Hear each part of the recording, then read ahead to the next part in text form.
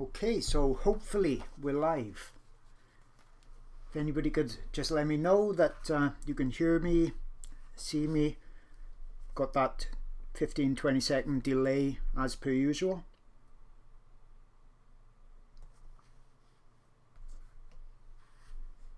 Once I can get some confirmation that we're all going, then I'll make a start.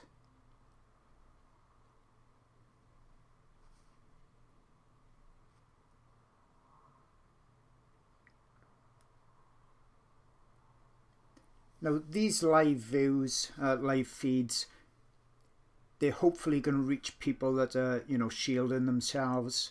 Right now, I know there's obviously a lot of people, lonely people out there, and probably all they're really seeing is the news and all the doom and gloom. So hopefully this will give them a bit of a respite from that and the problems, and hopefully these things will help people to find the actual love of creating art and drawing and painting and all those things, because when you're really deeply into them, your cares and worries disappear, at least for a time. Now, same as with the last feed, I'm hoping that this one will help to raise some funds for my local wildlife park. I thought I'd try to be productive with that as well. So if anybody can actually just give even a small amount, £1, $1, then it really all mounts up, because we get a few hundred people watching these. So even at $1, it's probably still one of the cheapest art lessons you can possibly have. And I know they'd be really grateful, because they keep their animals so well. They got the best enclosures I've really ever seen. And that's where a lot of my reference photos come from. So let's make a start, and all I've got is my grey pastel matte paper. That's my usual colour, my usual preferred paper. The grey is there, for those that don't know, it's a mid-tone, so that's going to help me with things such as this. I'm just using standard white pencil here, and because I've got that grey underlayer, I can just lightly,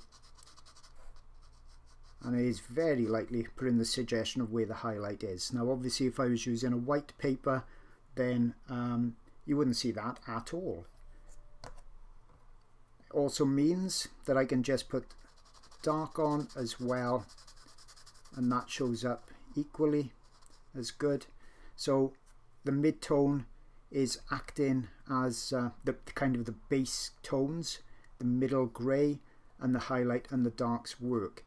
So what I'm going to do, so you haven't got to use grey, you could use you could even use a green on this, that would have worked. You could have used the sienna, the brown, doesn't really matter at all. But I like the grey because it's so neutral and it doesn't really influence the other colours. So what I'm going to do to start with, those that follow me on my Patreon channel will know I like to make things as simple for myself as possible, because that gives me the best chance of things going right, and I like my artwork to go right as often as I can. So what I'm doing is just indicating where the highlights actually are. So I'm not going to be then going over those with the wrong colours, because something I learnt over the couple of years I've been doing pastels is that if you've got an extreme highlight, such as the white around this eye, you don't want anything really dark under there. And also if you've got an area that's really dark, such as the black part or dark part around this eye, you don't want anything really light under there. The reason being, the colours would muddy themselves a little bit. So if you want something really, really black, like this part of the eye, if I add something light under there, for instance, if I put the white under there by mistake, I would struggle to ever get it really dark again. So it's worth putting those little bits in place first. Now with pastels we do have a lot more leeway than we do with virtually every other medium, so we can put light on top of dark, and we can put dark on top of light, but when you're looking at the extremes, it's better to do what I'm doing there.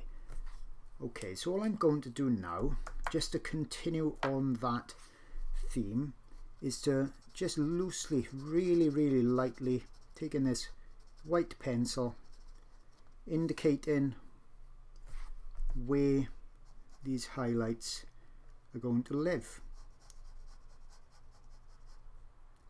And that's just helping me to see and to draw out a few shapes. So what I can do then, rather than concentrating on whether or not I've got things in the right areas, I can start to concentrate more actually on the colours and the tones, the lights and the darks. Now I'm not going to be doing the whole frog. I'm just showing techniques when I'm doing these type of videos. When I'm doing things that, like this would probably take me, the whole thing would probably take me around about 4 hours if I'm really detailing it up. And that's the type of videos I then keep for my Patreon channel, because on YouTube I like to do things a little bit shorter. So here's the frog that I did yesterday as a tester, just to try out some colours and shades and some techniques. Okay, so that's what I'm going to be working towards today. And every now and again I'll be glancing onto my phone and just checking to see if there's any questions. Okay, so anybody that wants to donate to the fund, underneath the video now or at the end of it you'll see a link, and it's just a donate thing on there. If anybody got any problems, if you just email me and I'll see if I can sort things out on there. Okay, so that's pretty much showing me where things need to go. I think I'll just grab a brown. This is a PITT pencil. So my two favorite brands, most people know by now, is Faber-Castell PITT and Carbothello. So you can see how they differ in appearance. When I'm picking up one like this with the wood shaft of the pencil, that's a Faber-Castell PITT pencil. This is a number 176. And then obviously when I'm picking up the Carbothellos, they'll all look coloured like this. So all I'm going to do is just lightly put some colour in where this is going to eventually be brown. So this is just almost, you know, simple colouring in, nothing more than that. I said, just give myself the indication of where these things are going to live. Now the pastel matte paper, I've done a video very recently showing different types of paper. I'm comparing pastel matte against another paper, and you'll see on there how and why I prefer the pastel matte paper for at least the techniques that I'm using. So if you're not using pastel matte paper and you're not using something that's similar, such as Sennelier pastel card, this would work with that as well, but with a lot of other papers, techniques like this won't work because they won't take the extra layers. Okay, so sometimes if you're trying something out and it doesn't work, it's not you, it's not the techniques, it's the actual paper. So all I'm going to work on is just this head section, and I'm going a bit slower this time. I know some people like to actually draw along, but this video is recording anyway automatically, so you'll be able to see it on YouTube after. So you can go a bit slower. And like I said, I'm just showing the techniques really. Okay, so let me explain something else now. So we've got the basic mid-tone paper. Now, for us to judge the colours on the frog bedder and the tones, the lights and darks on this frog bedder, I like to put a little bit of the background in place. Now, if the background was all one kind of colour, or very smooth like this, and there was a lot of background around it, I would only put a little edge around. Now, the reason I do that is because by putting a small edge around, I can then judge my colours and tones against it, but I'm not in danger of muddying it up, because with pastels you don't create much dust at all the way I'm doing it, but if you're putting like a lot of darks around and you end up blowing it or something, it could go on then dirty the background. So what I'm going to take this Conti pencil. It's number 1355, but lots of brands have got a very similar green. I intermix all my brands so that I just actually pick up the colour that I want. And I'm just going to put a little bit of background around just to separate the frog from this lighter colour so it stands out well. And I'm not going to be putting in much of a complicated background or blends like we've got on here. As I said, I'm just showing the techniques so you guys can take your time and apply it to your own work as you want to. I'm not putting in this triangle of dark green here. I think that's distracting from the head, so we won't bother with that. Remember, as the artist, we've got the option to adjust and alter as we see fit, and quite possibly I'll only do the head after this, and I don't know if I'll finish the whole drawing. I've actually sketched this one all the way out, whereas on the test piece I did just do the head. So I may finish it, I'm not sure. Okay, so I'm just getting a bit of a base tone down. Now obviously it's too green, and it'll take a couple of goes over to get it nice and smooth. And let's go down to about here, I think. So people that use pastel mat for the first time, it's not particularly rough when you touch it, but it keeps the colours in place. But they do things like this, a bit of a blurred out background, and straight away they get disappointed with the pastel mat because it's not very smooth. But what we've got to do is put more layers on top, because the more layers we put on here, the smoother it'll start to get. So I'm just putting a bit of this light blue. So this is a Carbothello 435. And then once I've got enough on here, I'll blend it in. You see, I'm only just putting a quick background in.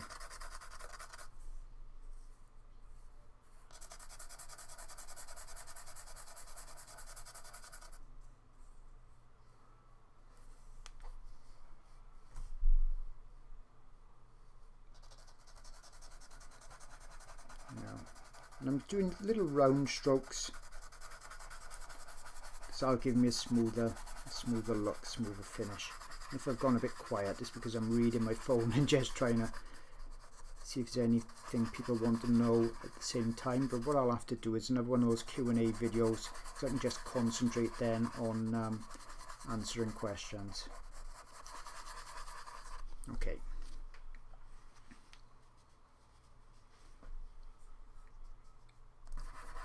I like to use my fingers to blend, as long as they're clean. I don't want them oily or dirty. Okay, so first layer, bed it in, blend it in, not worried about this bit. And let's go a bit, put a bit more on.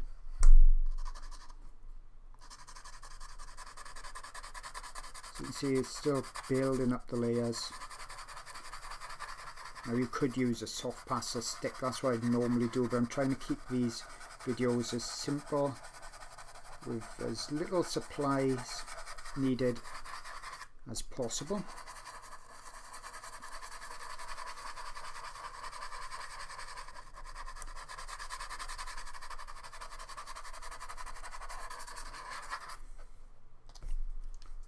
A bit of a blend, you don't have to push too hard when you go into the next layers. And then of course if we wanted to, we could add a bit more green.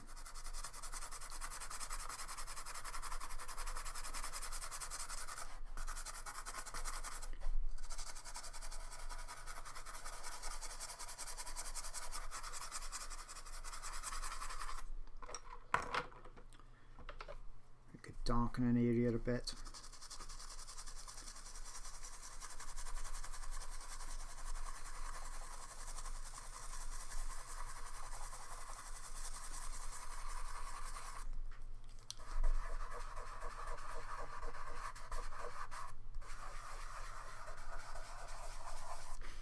And don't worry if some comes over the edge, it's actually pretty good because we don't want a real cut out look to it.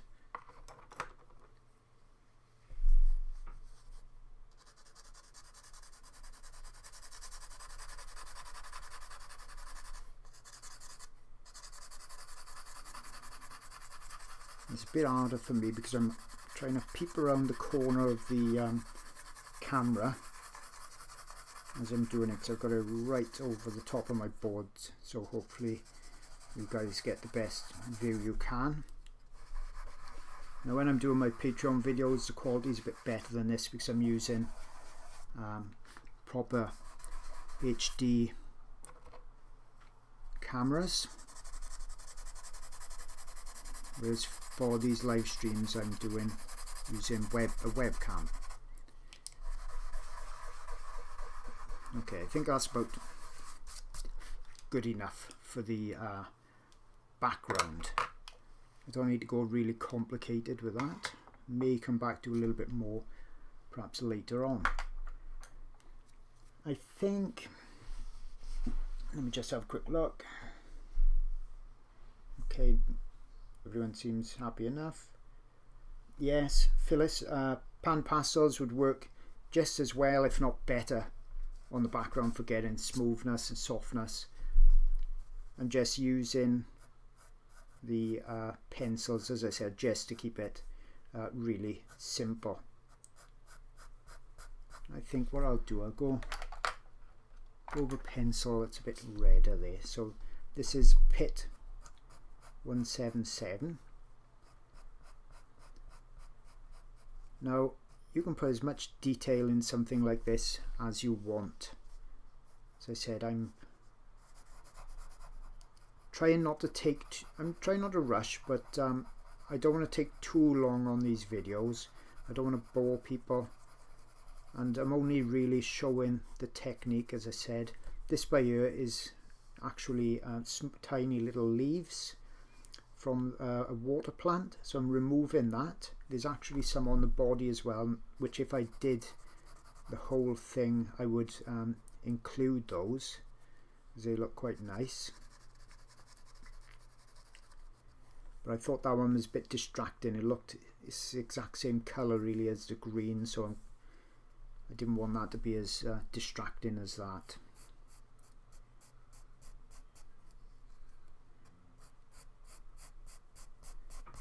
Okay, so the first stages are, let me just find my stumps a minute, just really finding my way around the drawing, you know, just finding the areas where we need to put the browns and the greens. Now this is called a paper stump. This happens to be a Derwent one. It's quite a soft one. It's just really rolled up paper, nothing special, but what it does, it pushes the pastel down into the paper.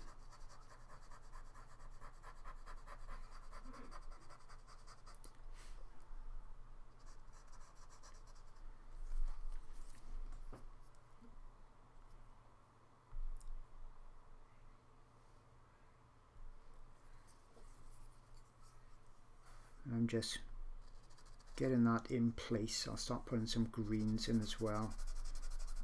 The secret with these early stages is to not put much down at all until you're really building up the layers.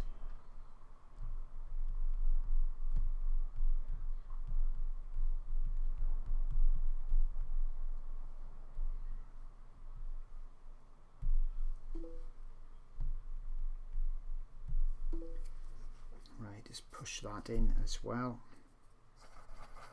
Now these stumps are really cheap to buy, and they come in packs, so it's worth having a good few of these on the go at once. You can keep one for your light colours and have one for your dark colours as well, so you're not dirtying them.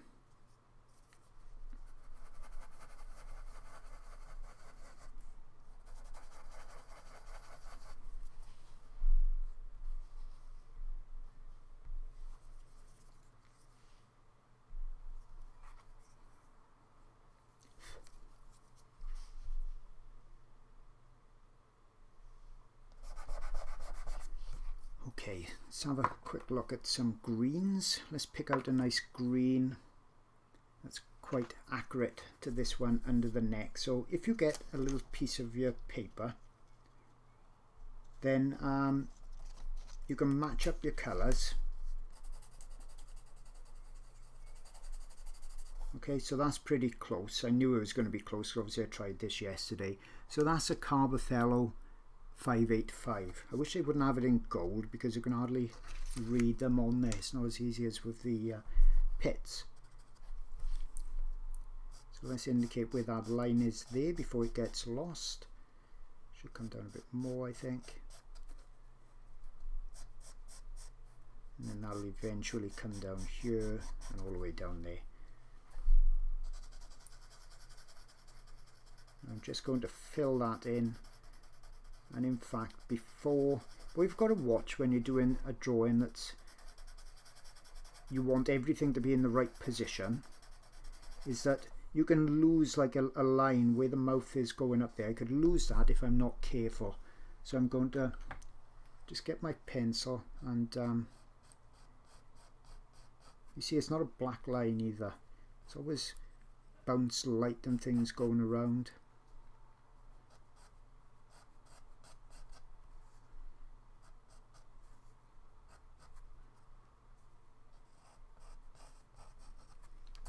Okay, so now I won't lose that line so easily. Use my little round strokes again. And I'll eventually blend this in with my finger. And if I want to lighten it in places, I can put some lighter green on top. Really easy to do with pastels. I turn in my pencil every now and again so that I'm not creating big flat edges.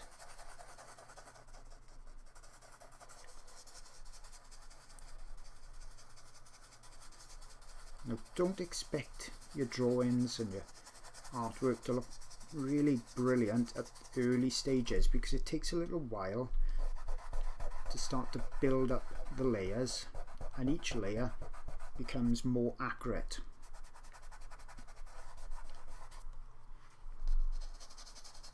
Before I forget as well, as you're watching it, if you could possibly hit the thumbs up.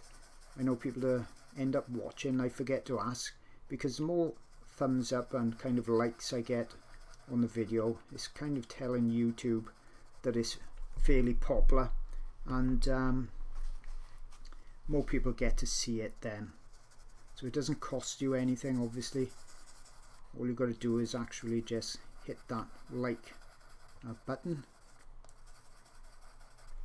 And for those that want to ask a question on here or make a comment, you need to be a YouTube member. That's free, otherwise you won't be able to do it, or at least you won't get your name showing up on there. Okay, so that's that green in place, and I think we can put a bit of that green just on the edge here as well.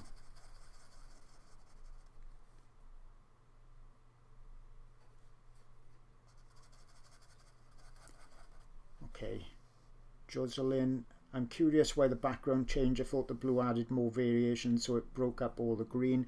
I'm just putting a simple background in. If I spent half hour doing the background, then people are not going to see the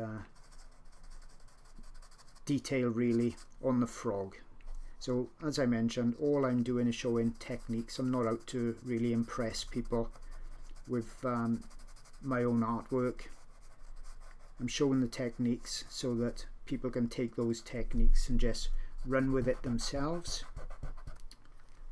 I've got lots of videos on YouTube and on my Patreon channel showing much more complicated artwork and scenes on there. Okay, so I'm going to try switch into this lighter green now, 575. Let's see what kind of colour we've got there. That looks about right. These are still the underlayers. But what you don't want to do, when you want a powerful colour like this, you don't want anything really dark underneath, because you won't be able to get this punchiness if you have something very dark under there.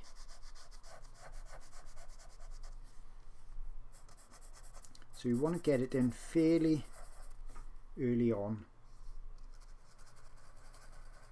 You don't want to be trying to do this when you fill the tooth of the paper up, for instance.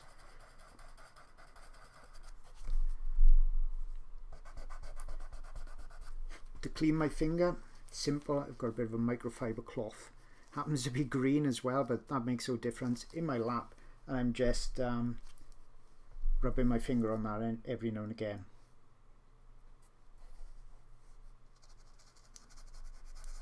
Okay, so that green goes down here, down there, kind of up there as well. When you've got the pencil in your hand, you might as well use it where you're also seeing that colour. So I'm just dotting it around. As I said, you can spend a lot more time doing this than I'm taking. And I think we should have a little bit mixed in with this greeny colour in there, and perhaps a bit more on here as well. So you can, you know, blend your colours, mix them together.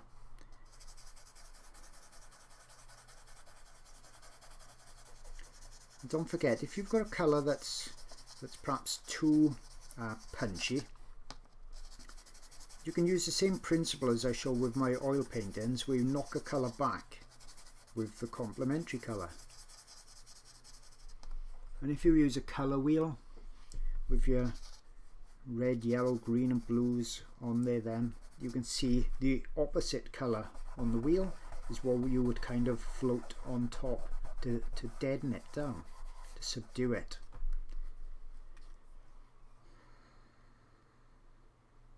Okay, Christine, why did you start with the body first and not the eye and work down? It's such a small drawing. Okay, so if I started on the eye now, I can reach over to that, no problem at all, and I'm not muddying any of this or leaning on it. If I was doing a big drawing, then I would probably start like that and work down, but it's just because it's quite small that I'm not too bothered with it at all. I say I can just go like that with my hand.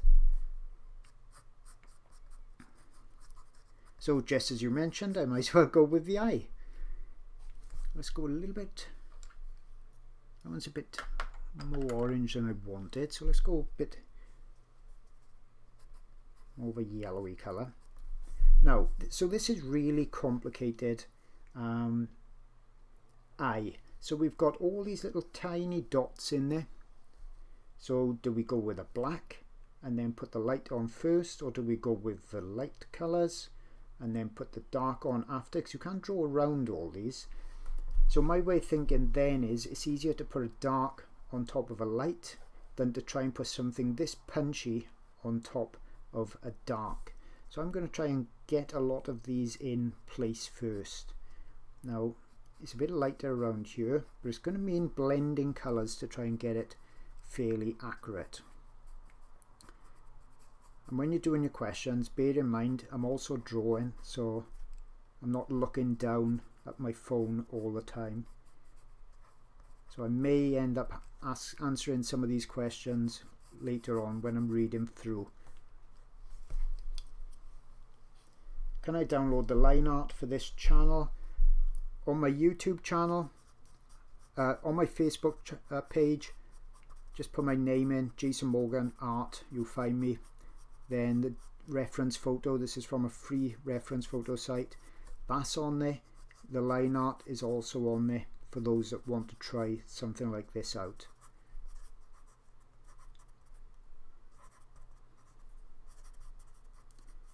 And when I'm doing subjects like this, I'm not after photographic hyperrealism where I'm trying to fool people at the end into which one is the reference photo and which one's the artwork. Personally, I can't be bothered to spend that much time on individual drawings because there's lots and lots of subjects I want to do.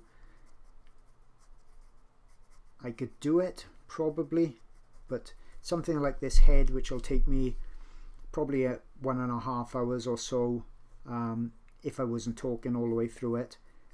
If I was doing it really hyper realistic, it would take me double that because I'd be checking my colours and my tones, really trying to get them perfectly exact all the time. So I just try to get kind of the essence of the animal, of the subject, rather than going, as I said, that photographic type of hyper-realism. Okay, so on the bottom section we need to go a bit darker down here. So let's put the pencil on the side and actually darken this down. If I squint my eyes, I can see this needs to go quite a bit darker here. Lightly give that a bit of a blend. We'll bed it in. And around here, let's make sure I keep the shapes of the eye in place. So we've got a darkish area down there, and that'll come along the bottom.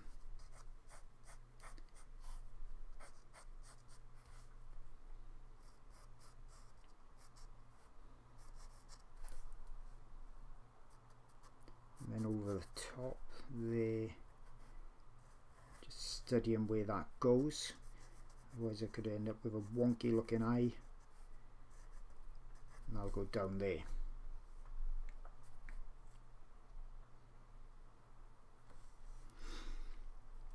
Okay, I won't worry about that bit yet, I'll put that in at the end. So let's try and get some browns in here. In fact, let's punch it up a little bit more. Get these oranges in, and then I'll come in and do some yellows.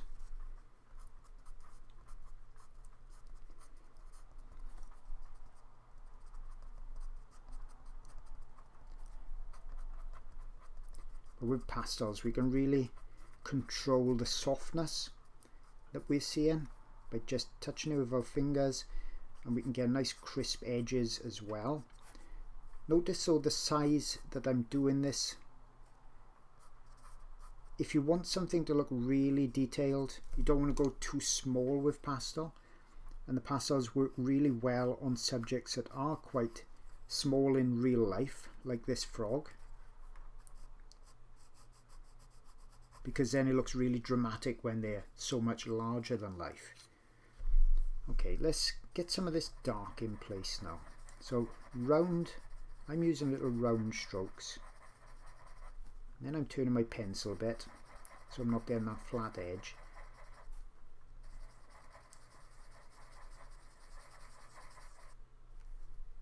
Because I want that nice and dark.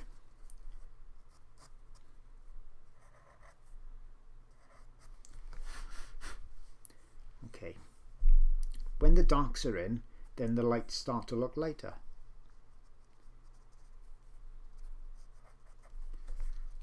Underneath the eye needs to go fairly dark as well. Got dark greens under here and dark browns as well. I'll put some green in first, then I'll darken it right down.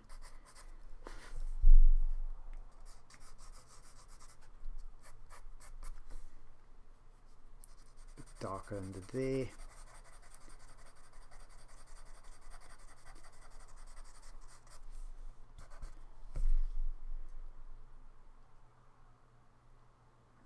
Okay, someone says, why is the underside of the body such a dark green and not a paler colour like the reference photo? Right, okay. Will you put lighter colours back over? I'm sorry if I missed the explanation earlier. That colour is almost identical to that. The only reason this is looking light is because it's got this dark area by the side of it. That's why I put this light background in place, so that I can judge those darks. What you're seeing is kind of an optical illusion. Let me see if I can show you. So if I put something dark against that, all of a sudden it starts looking light again. Good question. Right, let's carry on with the eye. We need a bit of a greeny blue for the white of the eye there. So let's put a bit of a green in there.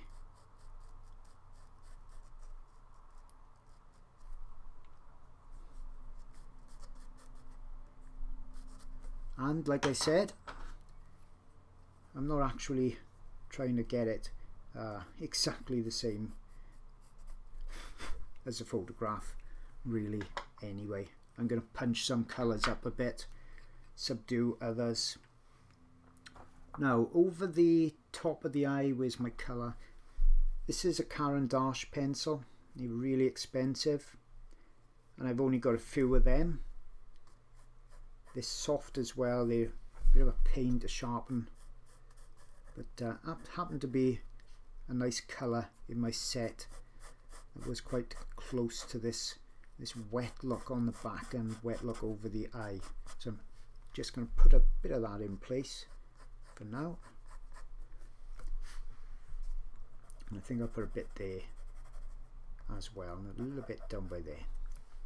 And I'll come back to that later. Right, let's get a bit more yellow in here. So I want that kind of a sparkly look we've got in there.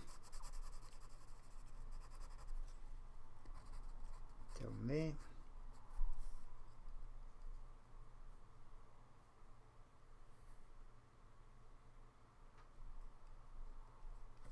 Right, somebody asked, where's the link to watch my full videos, please? Small subscription.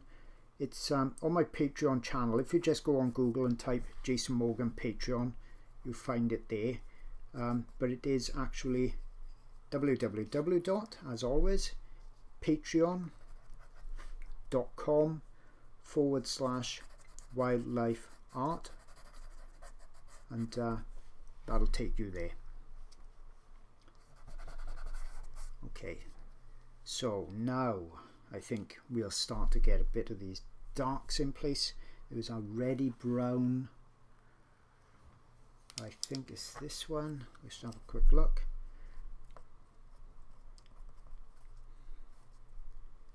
Go a bit redder than that here.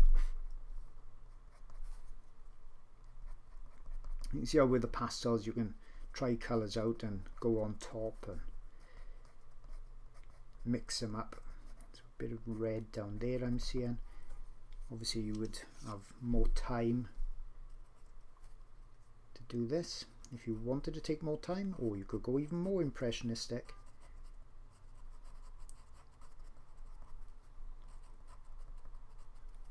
Totally up to you. These are just the techniques.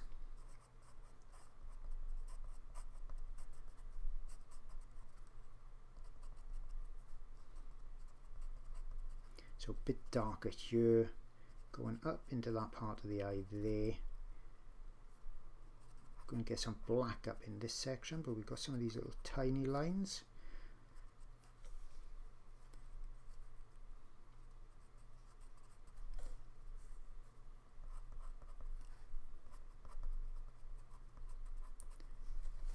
Okay, let's get some darker lines in now. Let's go with some of these blacks, and then you'll see the eyes start to look more colourful. You see how easy that dark goes over the lighter colours. Don't forget as well, this is only a webcam you're watching it on. It's not showing you all the colours and things that I can see and that I'm putting on there.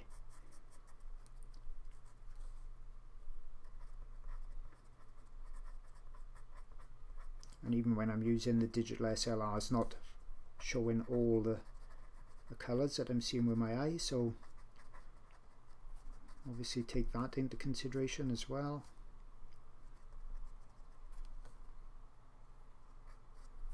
It goes around there a bit more. Down here we got some darks.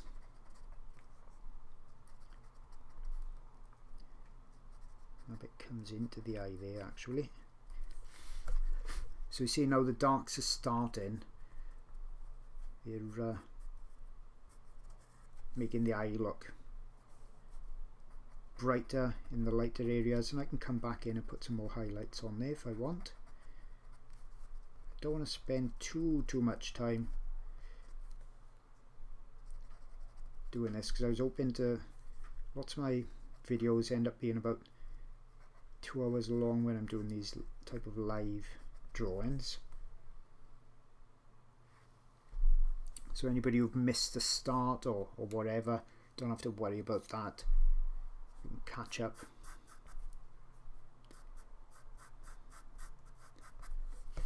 On the recorded version later on.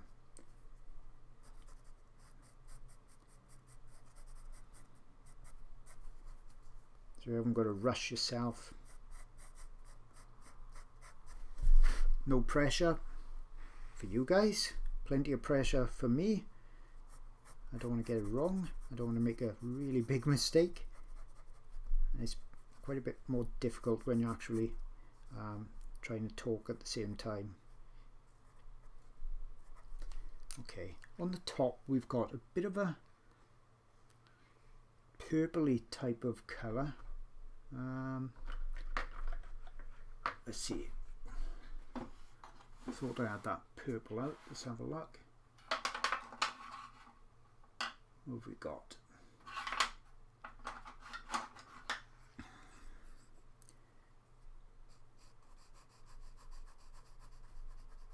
Put a bit of purple on there, and then I'll put a bit of blue over the top of it, I think.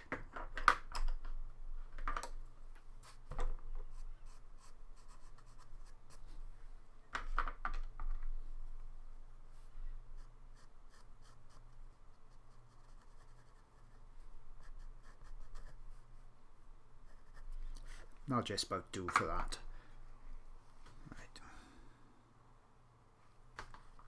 Okay, so if I wanted to now, let's get a few more of these kind of ready marks in here.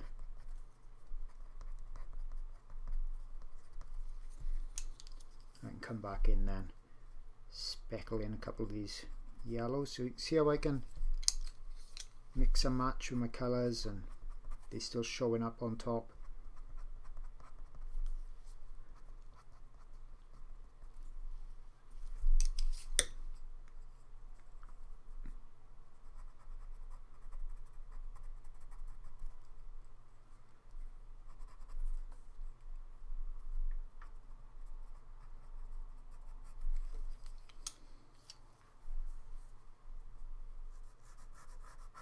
A little bit of brown around the edge there.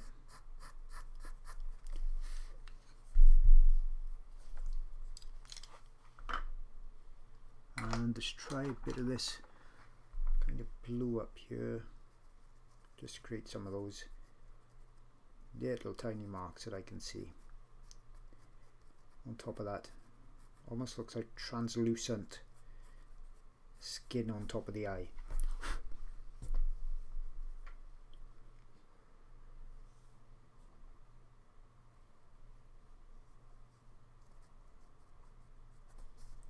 I'll put a bit down here as well. Well, I got that pencil in my hand.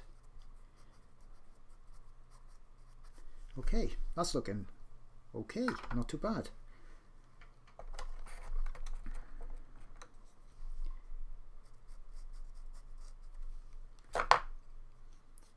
So you see little things every now and again.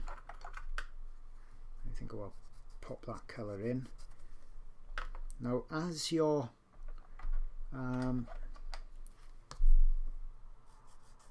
doing more work, more art, you get to see more of the subtle colours.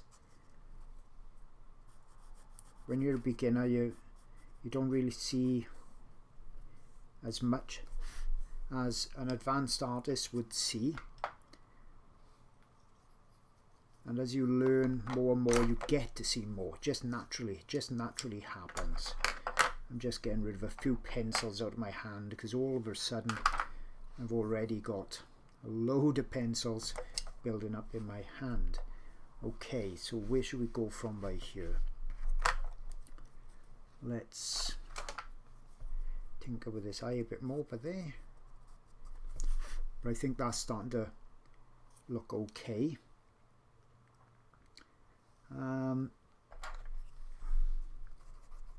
Let's start to build this up a bit more, I think.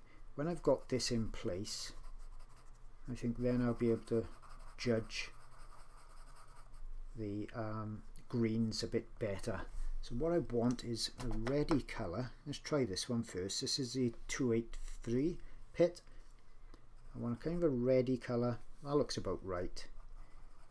That looks about right. So let's get that in place. I can always subdue that down if I want to. That comes across here.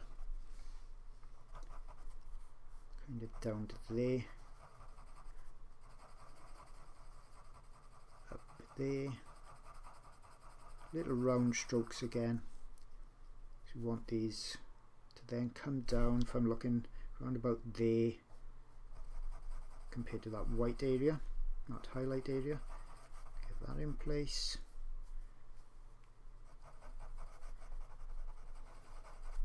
And then once I'm down here, it all goes quite a bit darker, but we've got some of this reddy colour just visible in a few places around here.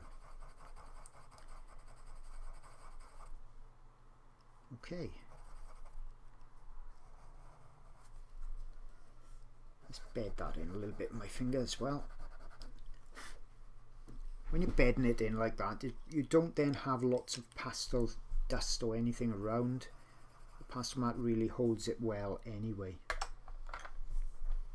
Now we need to go a bit darker in places, I think, and then we'll put the black on there as well. Now I've seen online lately a lot of people seem to be, they buy in different supplies and then they're stressing out, oh, what if it goes wrong when I've drawn it? I spent a lot of money on a piece of paper, what if I mess it up? And they're really putting a lot of stress on themselves to create something perfect straight off, when they're obviously trying out new materials to them, new supplies. Now you wouldn't expect anybody to just jump in a car who've never been in a car before and drive, but for some reason lots of people seem to think that they should naturally just be able to like pick up pastels for the first time ever and just be able to do it straight off. You wouldn't put that pressure, as I said, on somebody learning to drive. You'd expect them to practice and eventually get it. Practice makes perfect. So, you know, keep that in mind and give yourself a little bit of a break, because it definitely will take practice. I can show you how I do things and that'll create a bit of a shortcut for you, but you've still got to actually do things yourself. Like I say, practice and try things out. So if you're using, let's say for instance you're using pastel mat for the first time, you know, allow yourself to cut one sheet up out of it. It may seem a bit of a waste, but that's the sheet you can do all your trials on, all your tests. Try things out.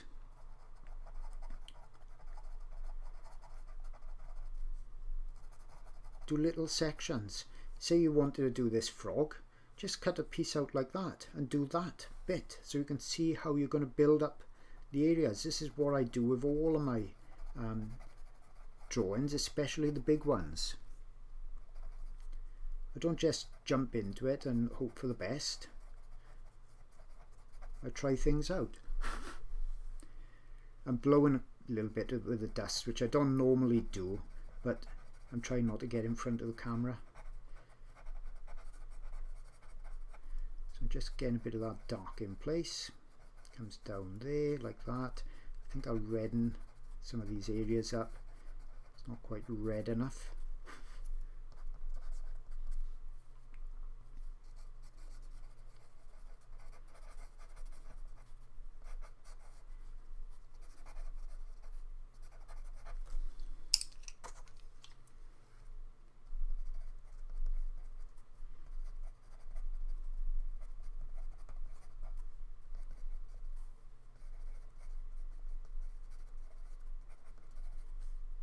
That's a bit better.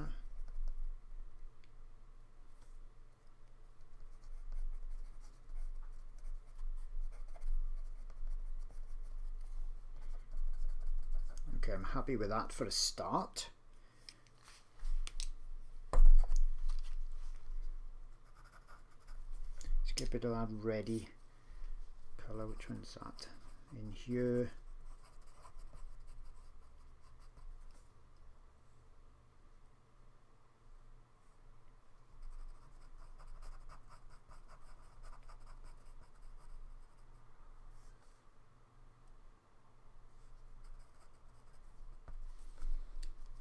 And then I think I'll put a bit of this dark bluey purpley colour. What is it? 770 carbothello. With a frog you get a lot of this kind of like translucent skin where you can, you know, you see him through it to a lower level. You're seeing like veins that are underneath, and that's the challenge with doing frogs and other amphibians.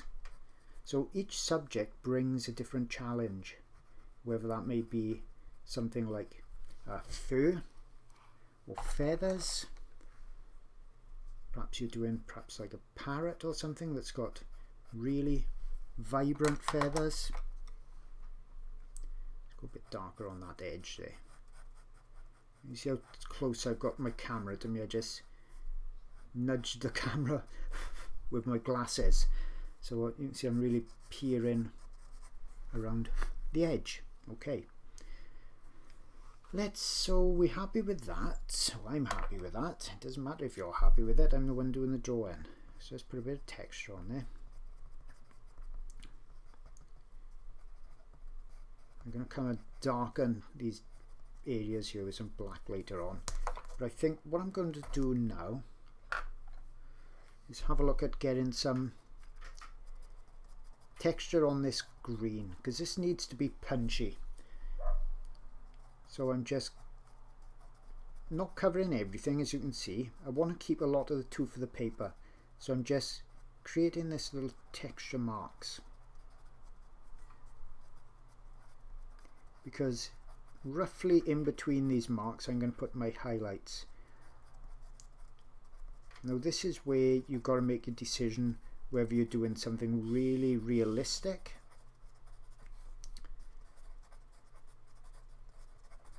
or more impressionistic.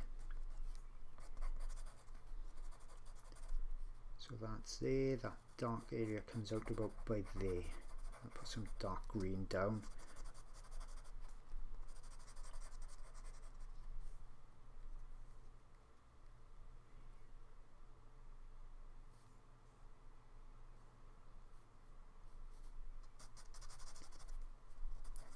Bit more of this texture.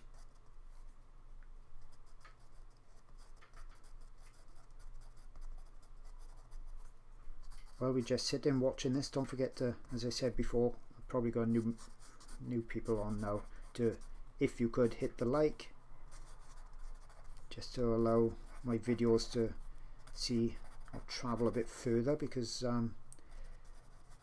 don't get as many views as lots of other YouTube channels, so I basically need all the help I can get, and that's one way you can help me, by just clicking that like. Okay, so that's kind of like darker texture going on now. Put a bit of that green there. That's probably about it. Might need to darken this a bit.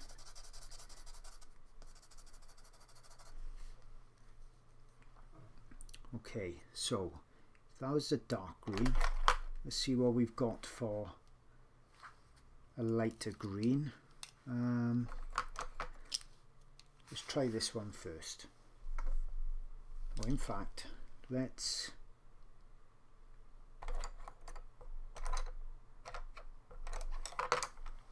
try and boost this colour up there. Don't like that one. You can see it's quite colourful in this area.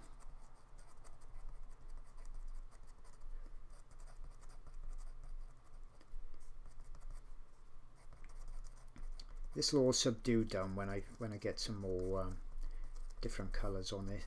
With the pastels, a lot about building up layers of colours, and you can play with it back and forth all the time.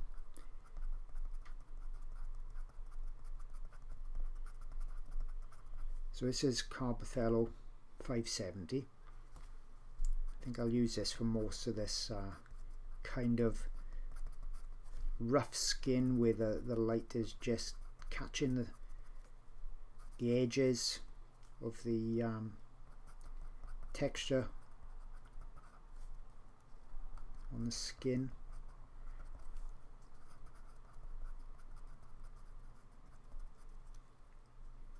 The thing with pastels,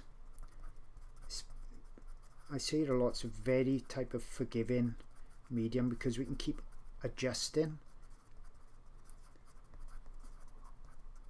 It's very similar to oils, although you would think naturally it's kind of the complete opposite to oils. It's not, because with oils we can adjust a lot as well.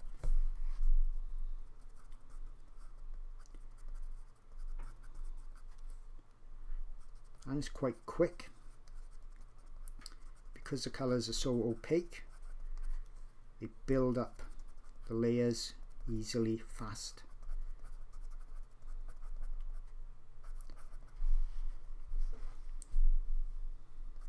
Okay, so I think let's go up by there a bit.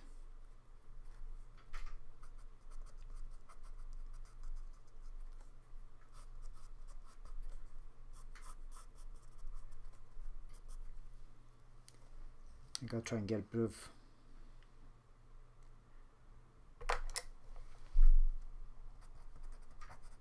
more subdued colour in there. And we can blend colours together like that with the pencil, just by kind of smushing one into the other.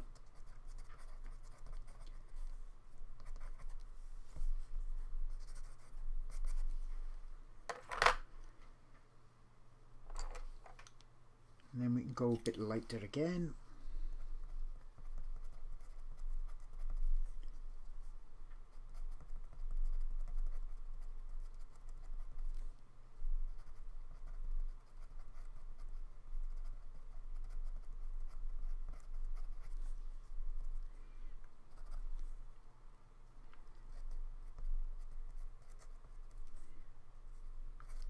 Down under this part here, it's quite a bit lighter. We get some light white in there as well eventually.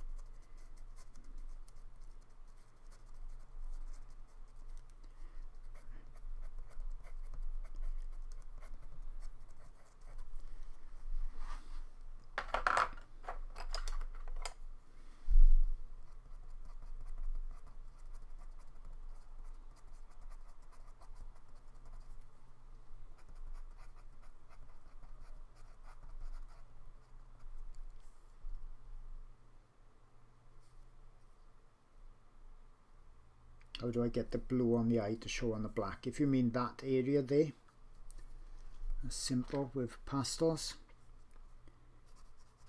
Just get the blue.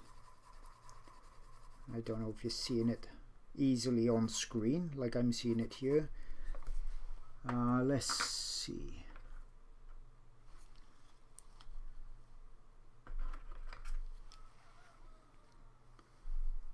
I can even go lighter just so you can see it a bit more.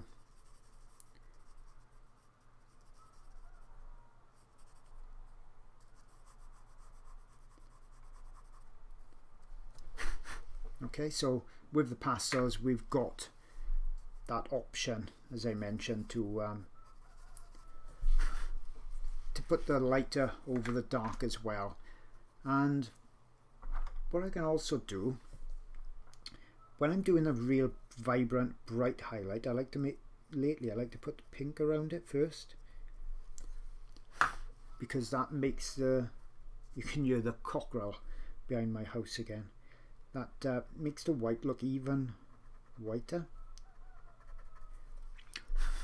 So here's the highlight. That's brought the eye a bit more to life.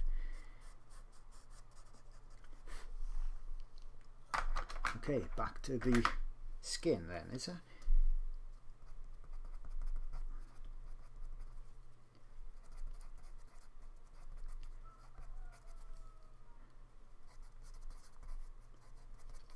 Okay, let's try and get some of this dark under the eye before I go a bit too far.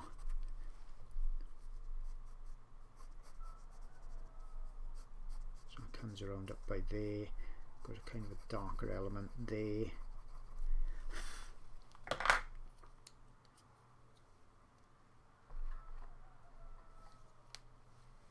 Where did my dark brown go?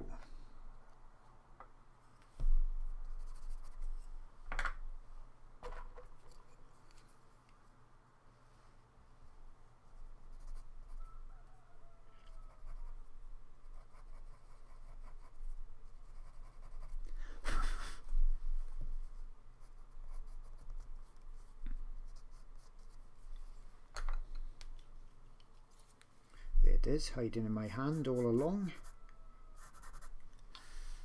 Oh, hit the camera again. As I'm glancing down at my screen as well, this looks a bit paler than it does in real life. So once again, that's how these cameras adjust things a little bit out of my control. This is one of the best webcams you can get. By using a webcam to stream like this is a lot easier than trying to do it with a digital SLR, because with those you need a bit of software, well, a bit of hardware actually, that it plugs into, and then it ends up plugging into the computer and then through software. And unfortunately the best one out there just before this virus business happened sold out, and I got a funny feeling that it comes from China, and if it even appears again, it's going to be about another month before it even comes out, and I may actually try that then to see if I can get this quality even better, but at the moment it's best I can do. Okay, eyes looking pretty good, I think. So we want some, if I'm seeing some up here already, put a bit of orangey colour by there, and it goes to a bit more yellowy colour, and then it goes to a bit more of a highlight white colour.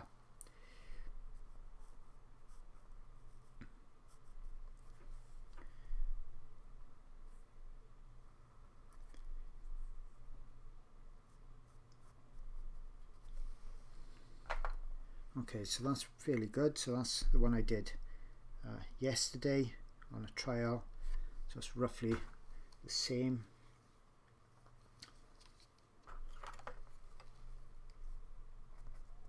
This lighten this up a bit. Go even lighter, I think. There.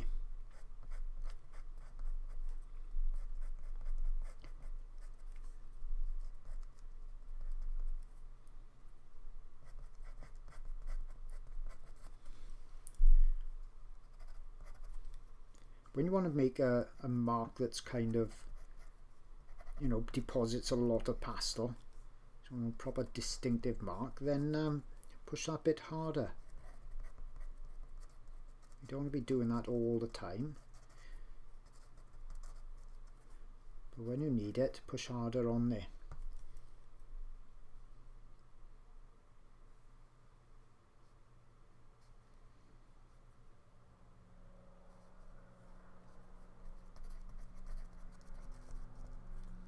A bit lighter now up here.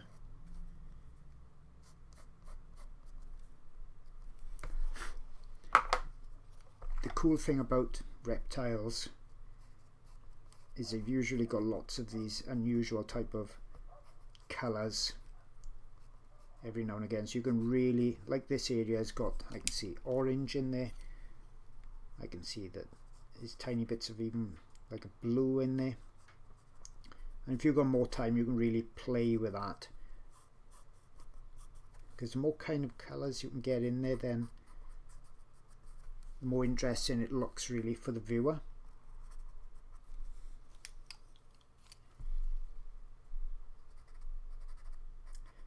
Let's get that a bit brighter now I've seen it.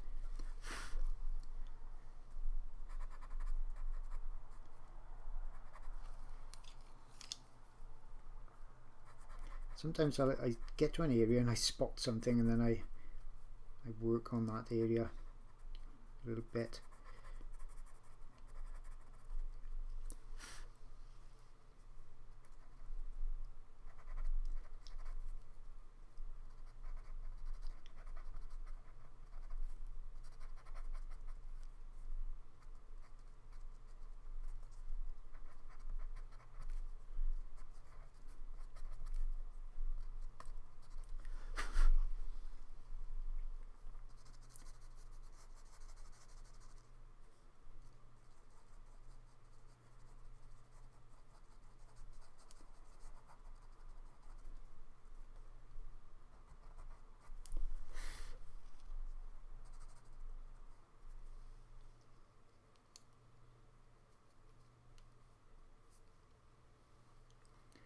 Okay, that's pretty good by there. Come across, and eventually that'll go, so that goes dark then around there, and then we've got a line that comes down here, just roughly putting that in. That goes like that down to the highlight, and that dark goes by there. Now I'm hardly pushing on there. You could be using soft pastels for blocking in as well. What you've got to be careful of is when you're using soft pastels is that you're not filling the tooth of the paper up.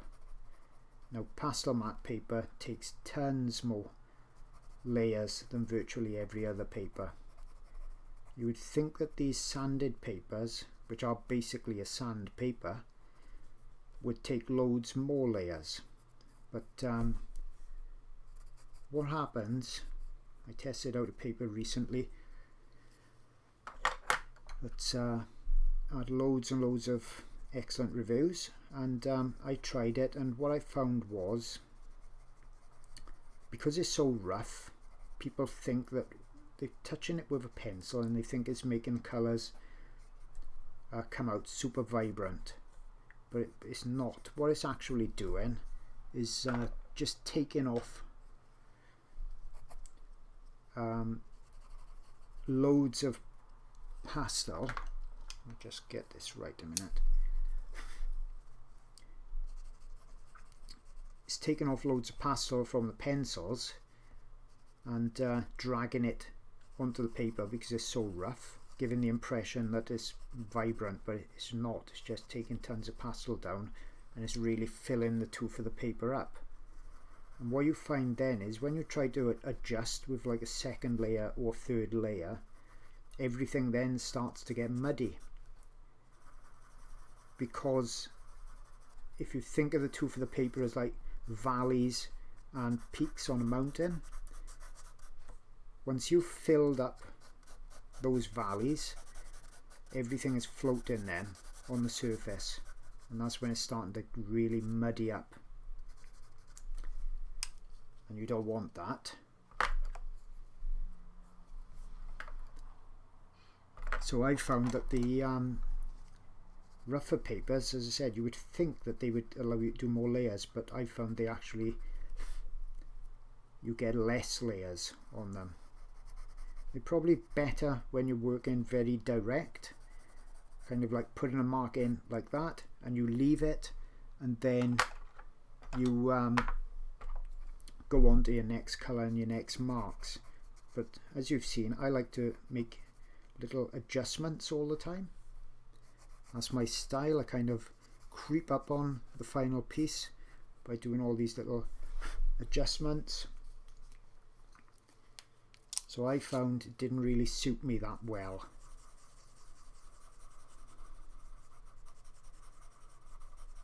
And it also means that you can't blend it with your fingers either, these rough papers, for obvious reasons.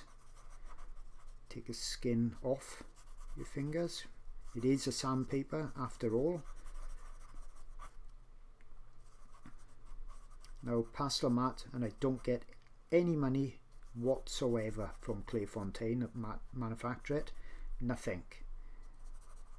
With their paper, you can, it's smooth enough to rub, no problems, still got fingerprints, but it's also got a texture to the surface that allows you, so I can rub it like that, okay, but I can still go in and put more layers on top. So it's best of both worlds.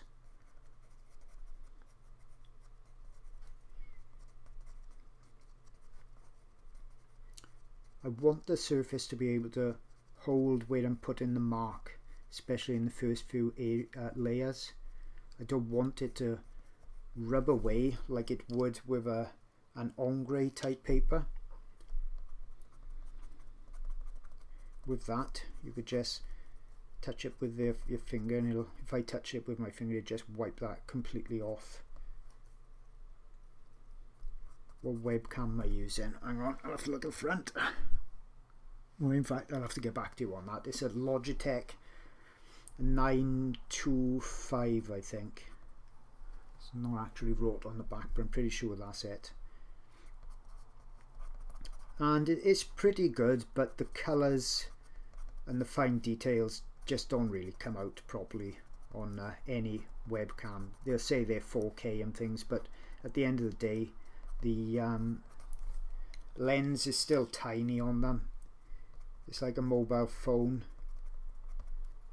and that's never going to compete with something that's got a proper dedicated lens like a digital SLR, but it's good enough to show these little techniques like this, and it's a pretty cheap way of doing it as well.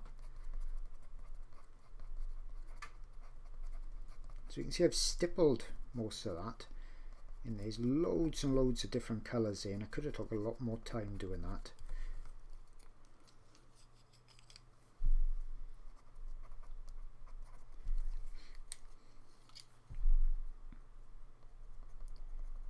Just get some more of these little reddy dots in, and then I'll put the highlights in as well.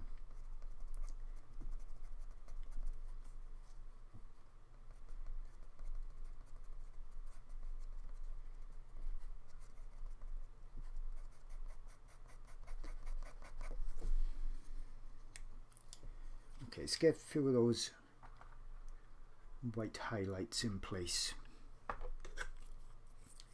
You can see I've left the paper there so that I can put this in like this, quite a hard press, and comes out nice and white. And then we've got, in fact, I'm going to put a bit on the edge by here. I'm going to put a bit of that pink around again. So it does definitely make it look even whiter than white.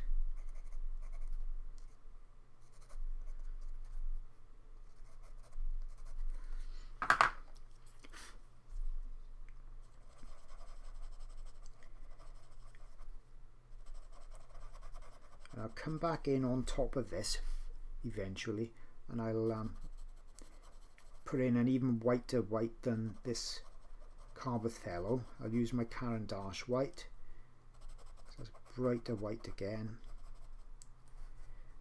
And if I want it even whiter than that, then I'll use a pastel stick, so it's a bit more punchy.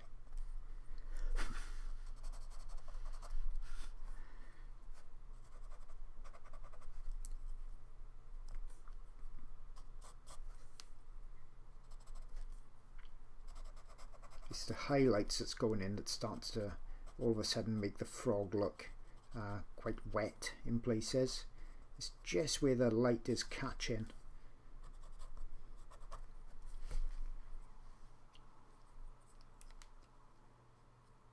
What do I use to protect your pastels once they're completed? A fixative spray or varnish.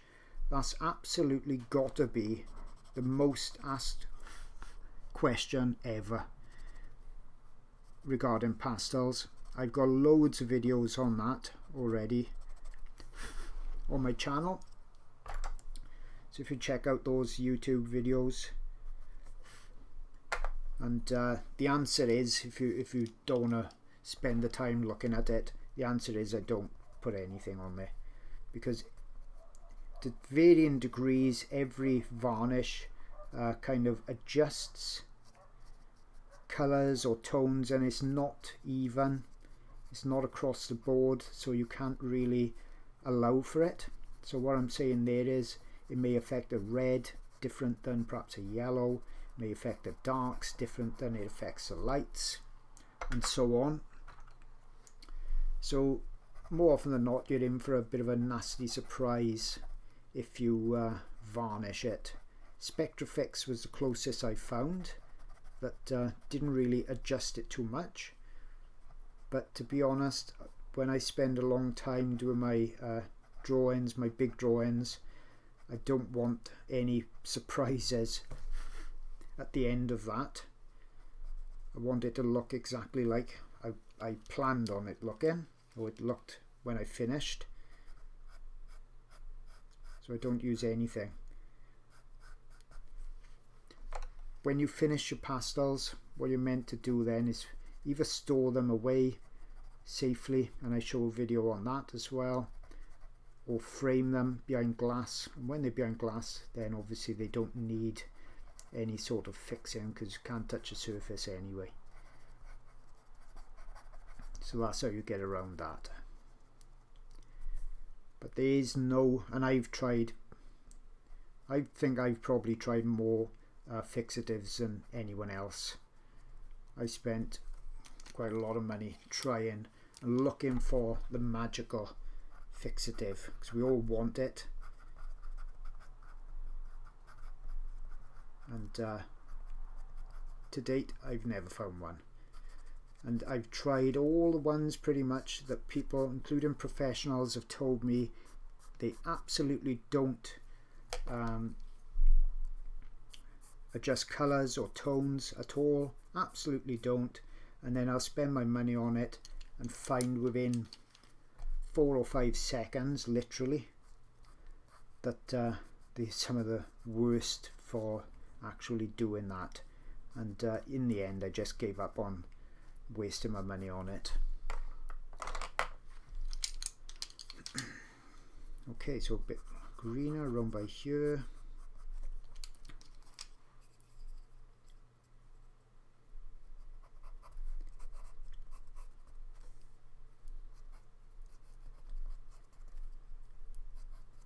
As I say, you can spend as long as you want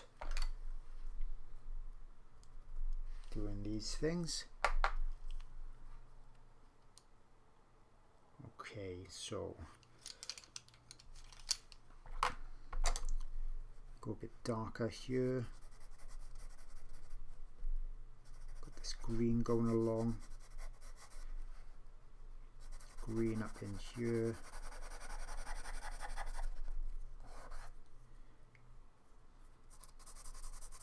Hint of green across there. That's got that translucent look to it on this top section.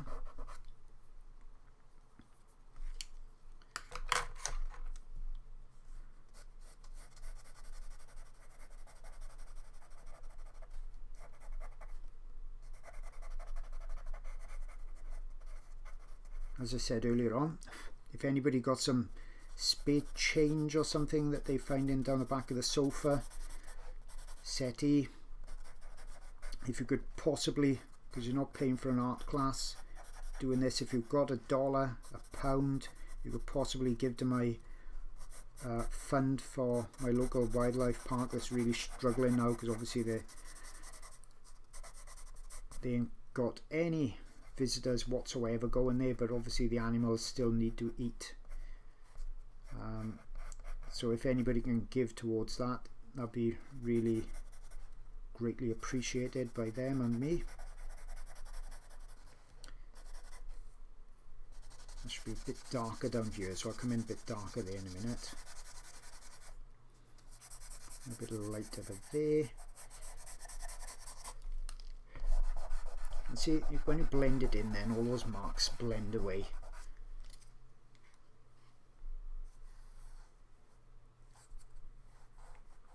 So we've got yellow down in there.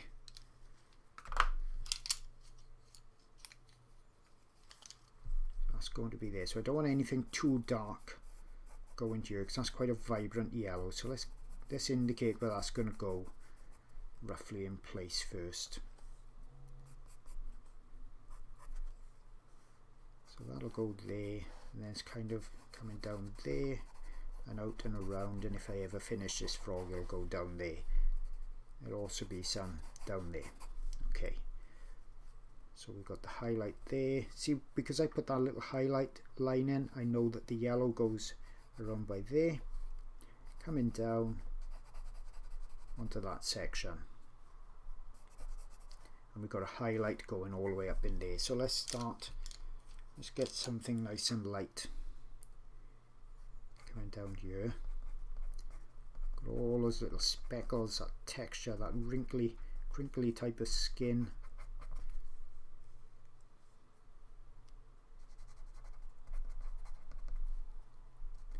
Down there. And don't forget, if you were looking for slower, more in-depth lessons, that's what my Patreon channel is for. I keep that as cheap as I possibly can, so it works out. You get literally hundreds of hours of lessons where I show my best artwork, as well as just little things like this. A lot of artists don't actually do that. They don't show when they're really trying their best work, but I do that. I show my best work on there as well, and that only works out at $1 a week. So if you can afford a pencil, no doubt you can probably afford that as well. There's no contract with it. You can come and go as you please. So it's meant to be used. Come in for a month, drop out for a month, come back. You also get access then to my secret Facebook group. So it's member only group, and that's definitely one of the nicer groups on the net. So there's loads of people that help each other there.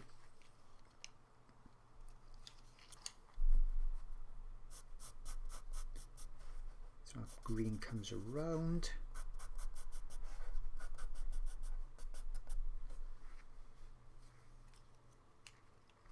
We'll have some highlights on there. I think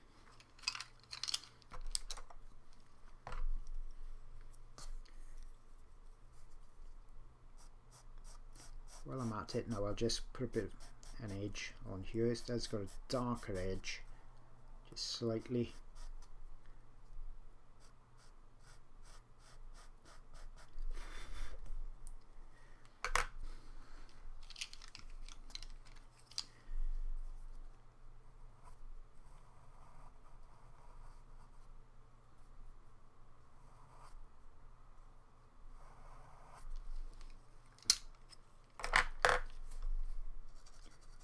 get this bit so that it looks a bit more finished off by here.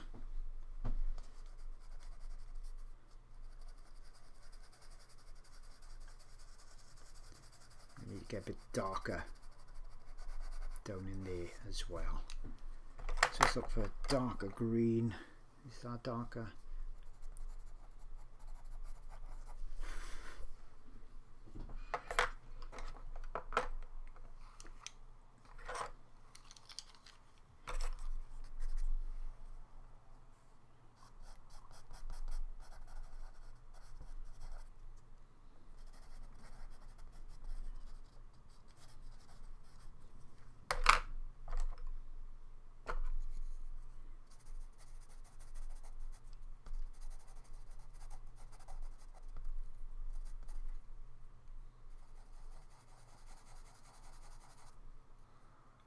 And then a bit darker down here.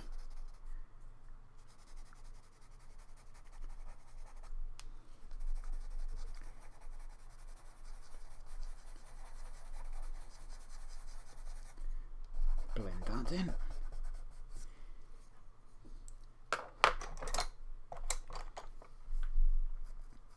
Put a couple of these little marks in place. So I'm just using one of the browns there. Marks quite distinctive here, cross and down.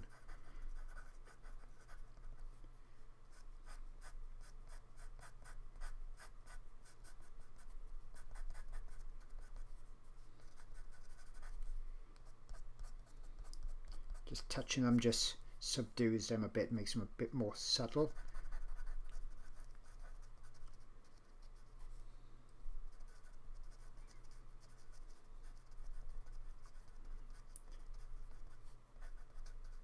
So on my Patreon channel we've got about 1,300 members I think now, so that's grown really well over 3 years or so that I've been doing it. I think it's because of the price is quite affordable, so because there's so many I can afford to do it at that price rather than people paying a lot of money for my videos as I used to do years ago. It's a lot of work because obviously I'm putting out a couple of videos every month.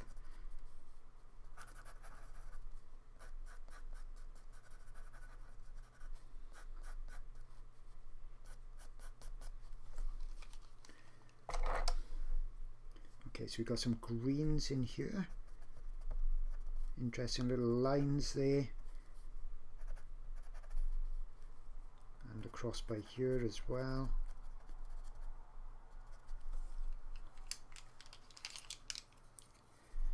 More that reddy colour. Reddy brown going in. And underneath.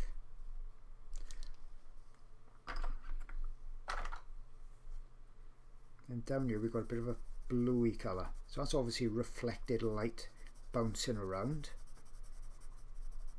Just pop something like that in place.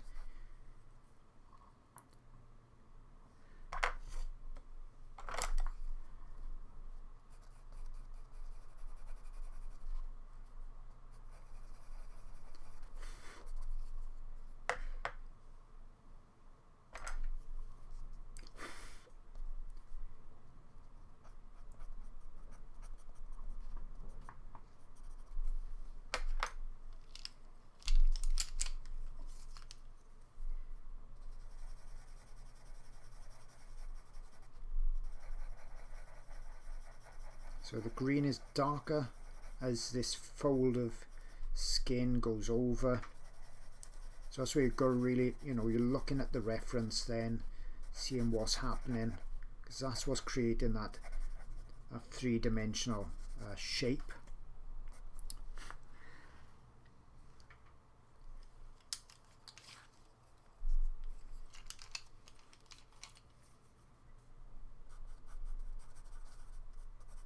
And we've got this yellowy orangey colour going around.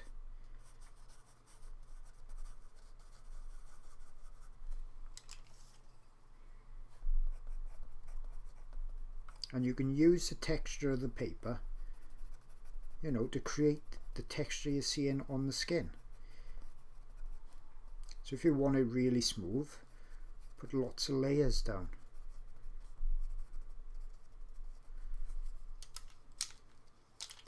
And if you want it quite textured, quite rough, you're not going to put many layers down. You actually use the kind of the texture of the paper, the grit kind of thing of the paper, to do all that work for you.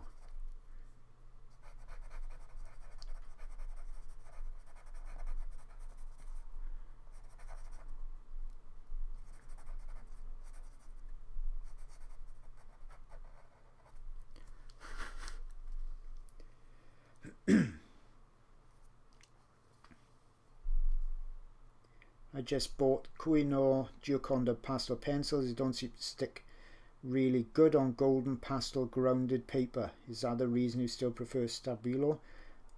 It's the paper. It's whenever people have issues with pastels, it's almost always because they're not using a paper that'll take the layers. That's why I say to use pastel matte paper. If you use the supplies I'm using and you like the final results that I'm getting, then you know that the supplies would work. If you're using a different type of paper, I've never heard of perhaps, then I can't really comment on if it's the paper problem, but I know that those pencils work perfectly well. I've got those pencils. I show plenty of videos using those pencils. They got lots of pigment in them. If anything, the only issue with those pencils is that they've got so much pigment in them, they're very soft. And that means they're difficult to sharpen. Just like a Caran D'Ache is difficult to sharpen. But they work perfectly well. So, without a doubt, if you're struggling to get layers, the reason is that the paper won't take the layers. It's probably a smooth surface paper, and 99% of the time that's the issue.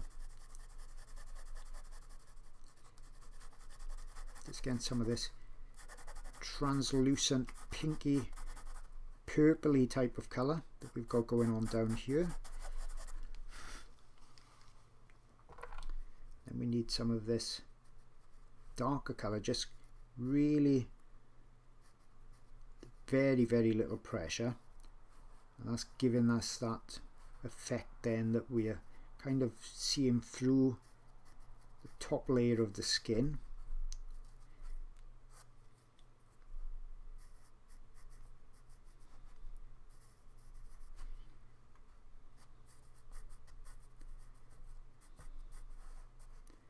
Okay, so that eventually will go down there and get darker, but I'll leave that.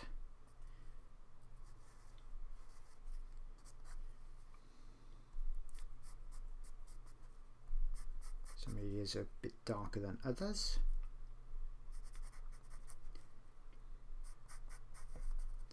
Some areas are a bit bluer than others, so that's where you're looking and judging what needs to be done.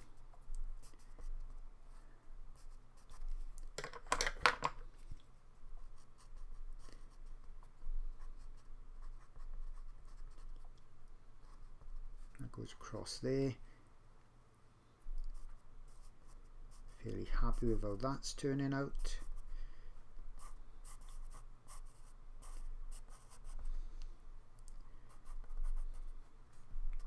And this colour goes across there, and that'll eventually go down onto that.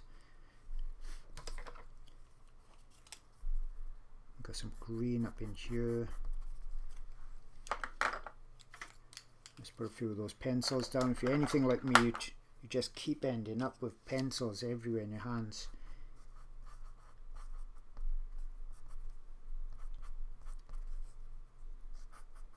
I'm coming back in now and just putting a few more details in, because as I said, I'm only doing a few areas here.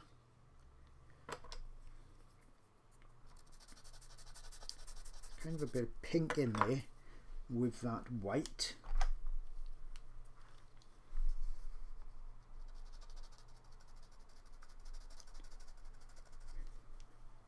Clean finger, blend that, and then we need to go lighter here.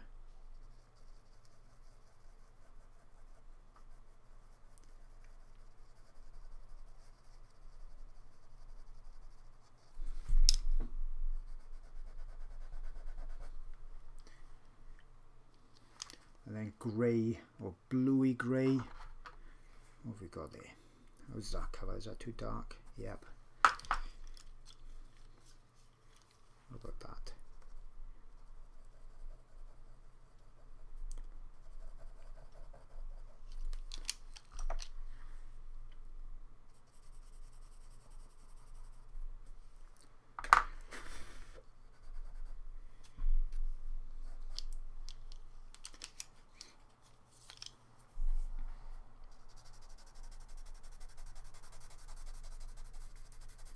Bit darker there, I think. Should have gone. That's okay. We can do that with pastels. We can come back in and darken areas and lighten areas.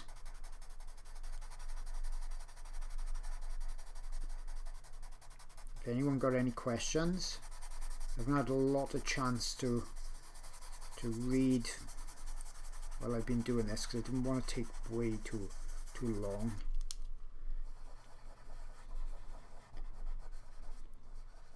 If you've got any questions, now's the time to ask.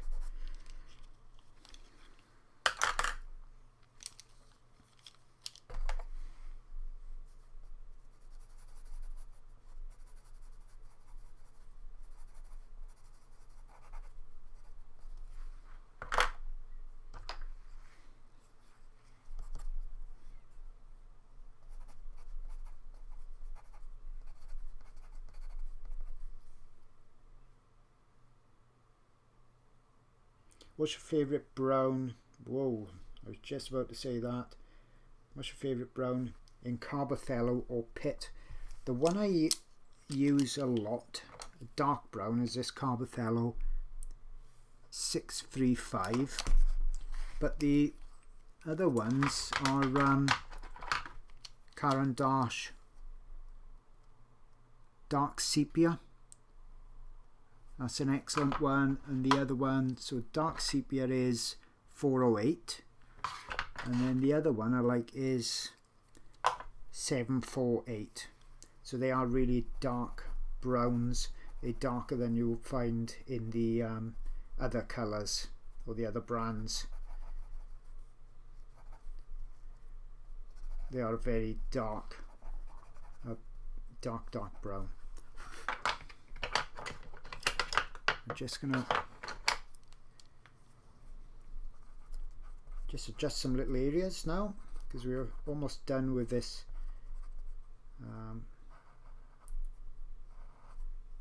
little study, this little bit of the face, head. Sometimes it's hard to talk and draw at the same time.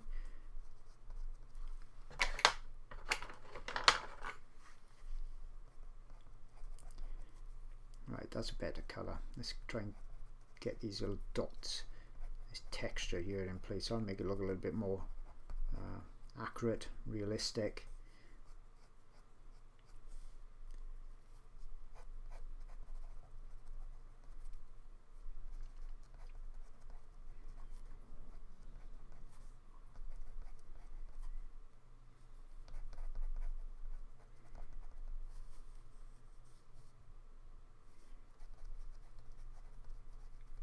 Comes across there.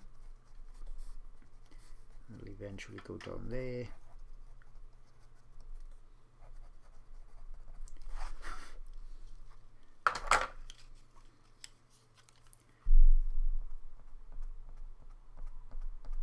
So just put little dabs sometimes the pastel will crumble. That's how it goes. You know what, virtually never ever happens, and then when you're on film it'll happen.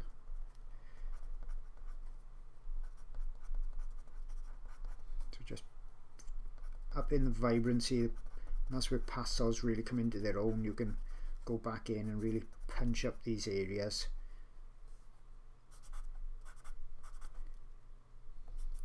Because pastels are a very pure pigment compared to lots of other types of mediums.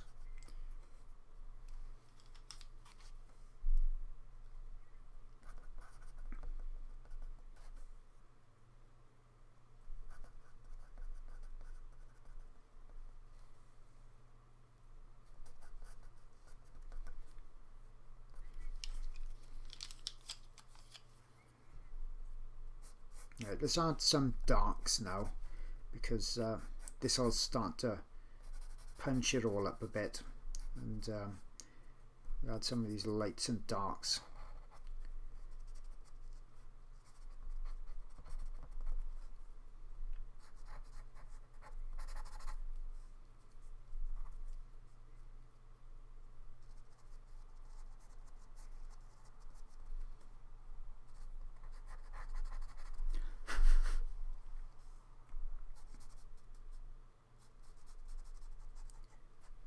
So these are more the details going in. Let's get a sharp white pencil as well, so I can put some of these little edges in like that.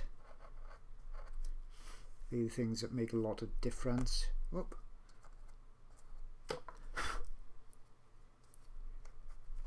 I've got a spare just in case.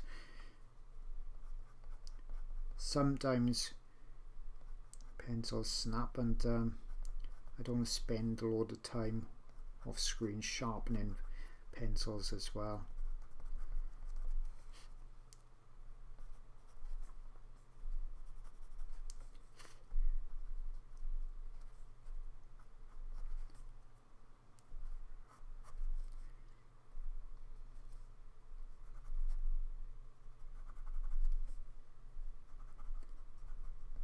So I hope that this is showing you kind of how I tackle something that looks really difficult when you start looking at the reference photo at least.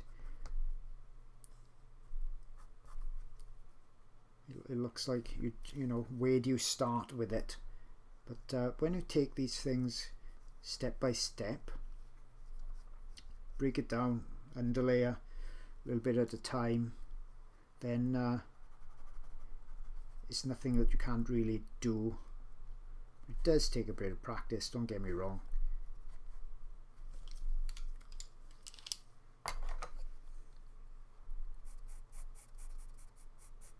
Down like that.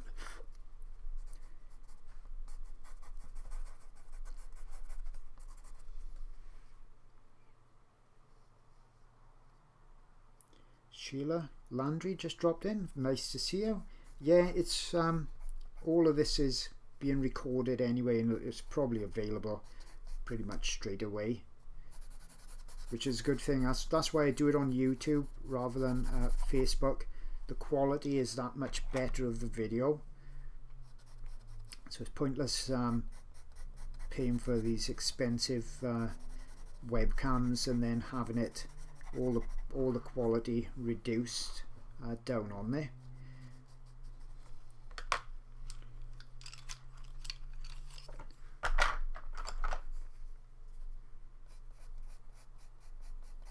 Just got a bit of sunlight popping in, shining in behind me, coming across the thing, so I'm just going to shut the blind down even further.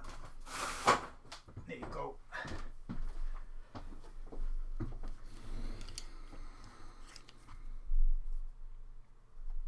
You see these little highlights, just little dots. That's what makes an area look wet. Another area look a bit dry. That's where you've got to put all these little tiny marks in, but you don't want to go putting them in until it's the right time. So you don't want to put them in too early.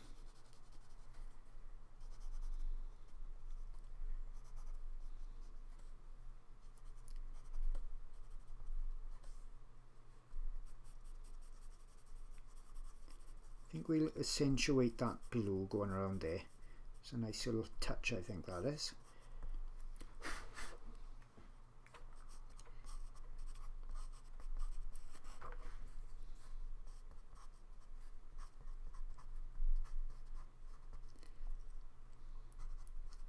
So anybody that has joined, we've raised about £600 for my wildlife park at the moment. Be nice if we could possibly raise a little bit more. So just having a look at what I did before. So we're not far off that.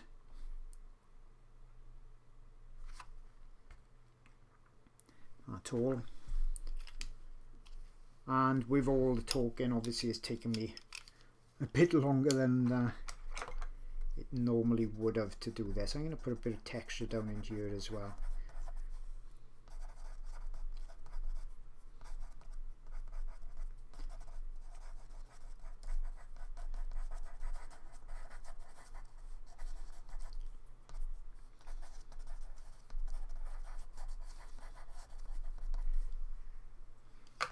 Right, some punchy yellows I can see in a few places. So let's punch those up. Now's the time.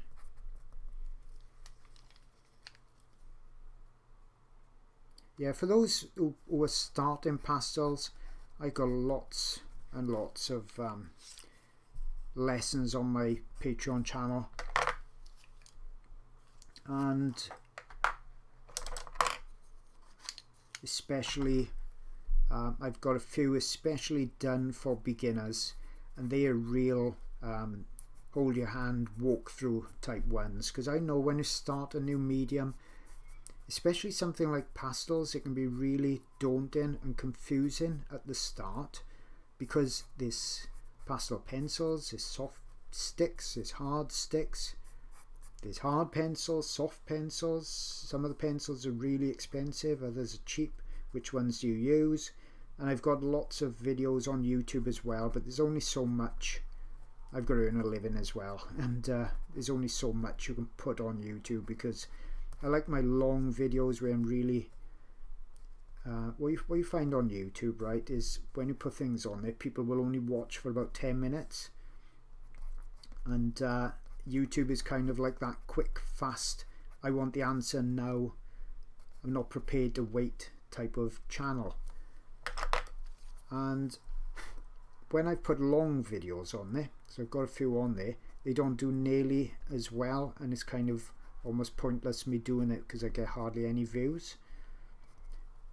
So that's why I've got my Patreon channel, and that's where I put the real long ones on there. And as I said, I've got beginners lessons on there, and I tell you exactly which pencils to buy and all of that, so there's no stress at all or confusion. So I save you a lot of money with that. And there's only a few of those type of lessons, because you don't want to get into the rut of always expecting to be told the pencil color and things, because you see how many pencils I'm using on this. So learning like that doesn't really work very well. You need to learn how to pick your own pencils and things. So I show that on there. But people are usually really surprised by what they can achieve very shortly with the lessons.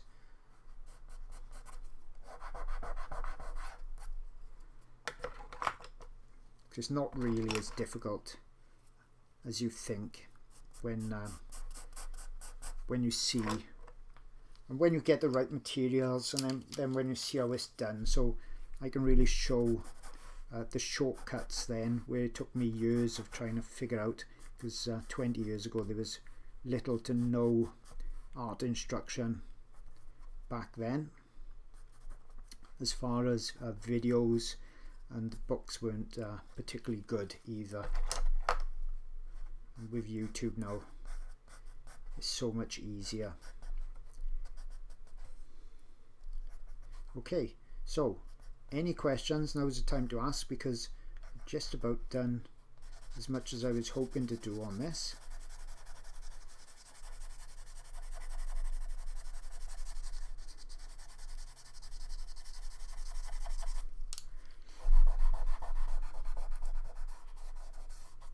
So let me just have a quick look.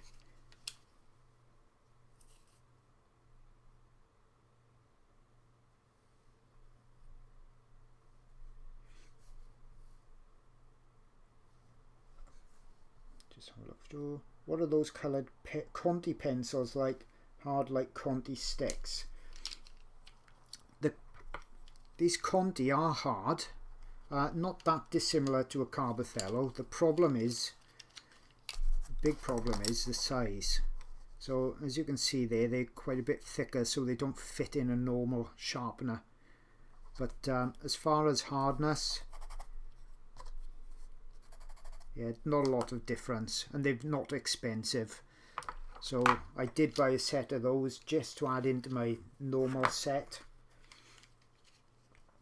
Now, little finishing touches, you can use a coloured pencil then, but be aware, I've said it on videos before, that coloured pencil is shiny when you look across it when the light is on there, and pastels are matte, so I don't ever put a lot of coloured pencil in. But if you wanted little tiny lines that you can't really get with a pastel pencil because it's too sharp or too small, the line, you can always put just a few lines in with this, but I barely use coloured pencil.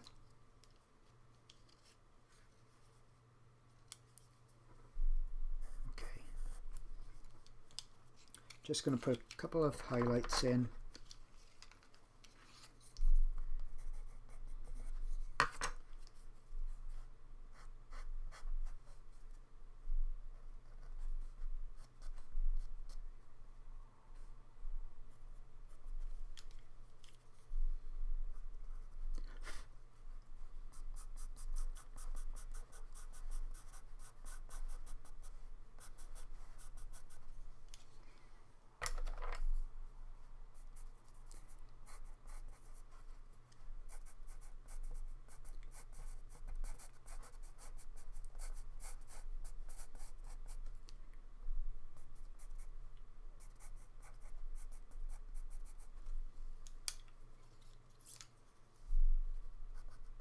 Is there any more questions? Let me have a quick look.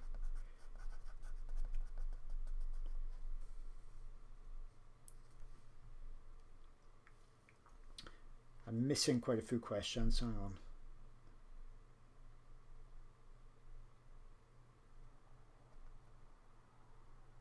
Yeah, someone saying thanks for the mention of the difference between my YouTube and my Patreon channel. Lots of people don't know what Patreon is.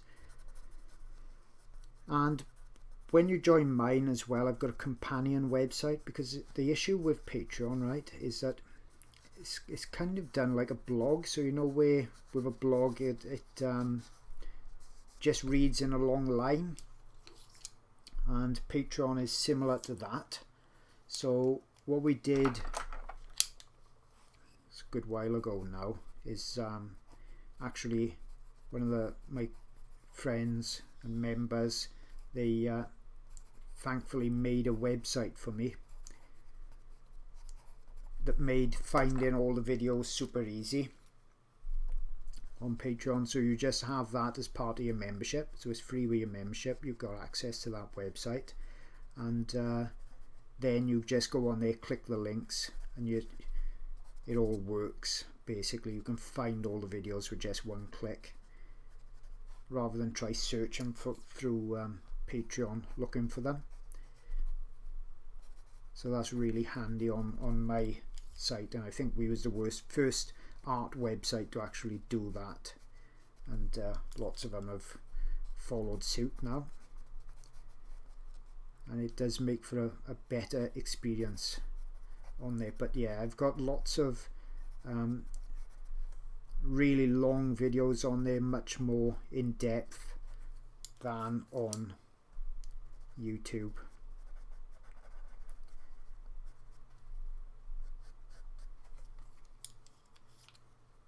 just touching up a few areas here.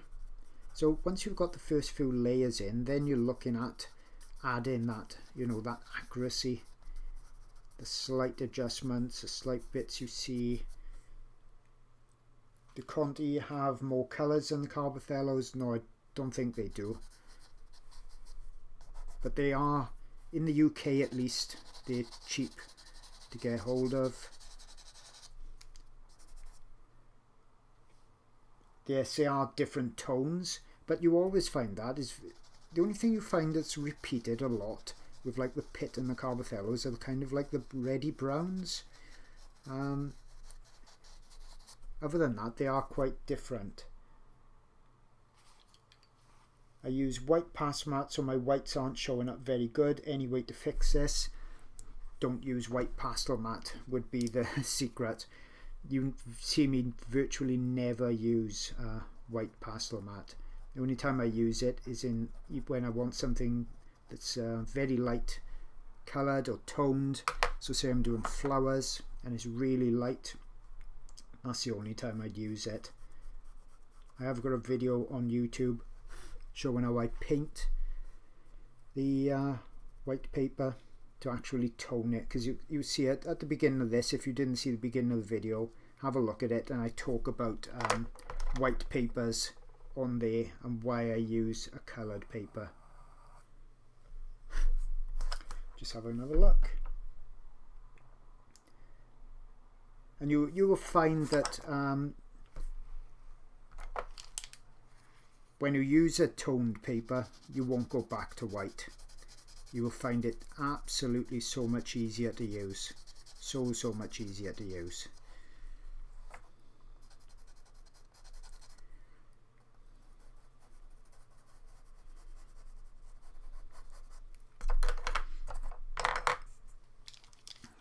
Right. Just have another quick read, because why did I skip the water on his nose?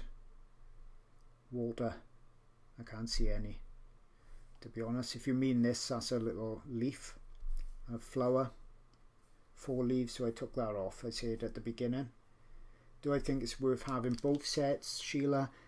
If I was only buying 2 sets of pencils, then I would buy Carbothello and PITT. They would be my 2. Definitely. Before I bought any of the others.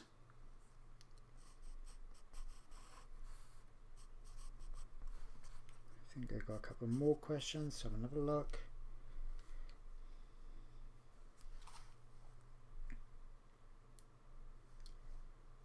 The light grey pastel mat, Margaret. Yes, Jerry's Artrama has it.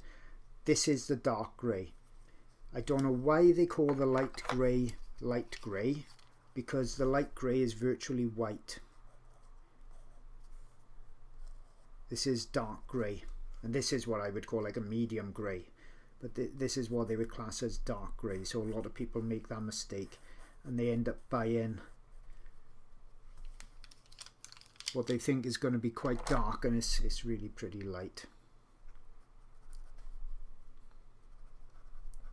Get a few more of these lights in. Oh, in fact, I tell you what looks quite good here, which I did last time. My dark green. There should be little dark green marks in here, like little holes, little pores.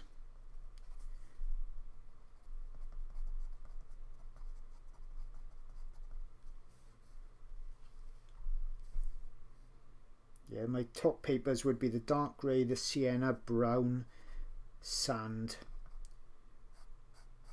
They would be my top colours that I use more often than anything else, really.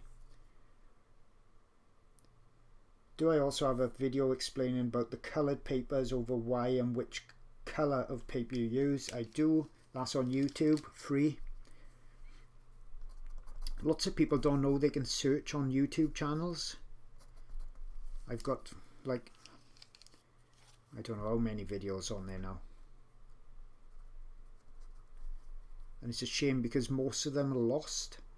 People don't even know they're on there.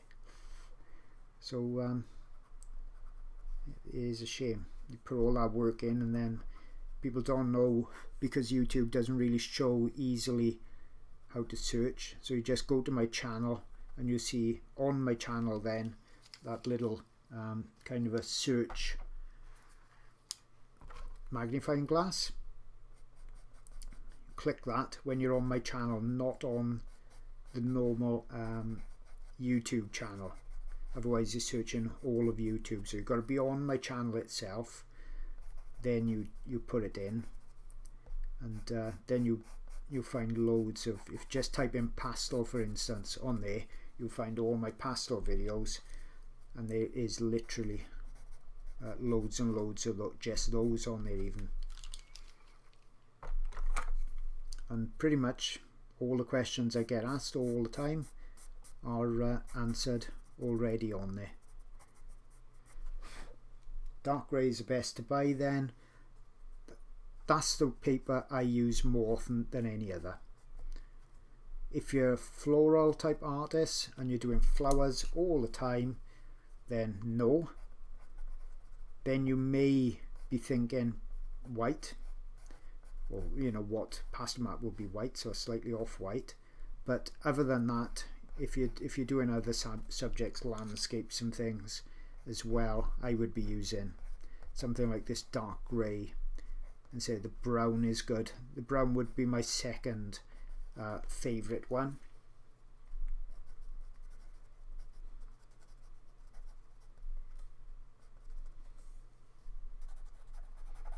Let's just darken a few more areas up here while I'm answering some more questions.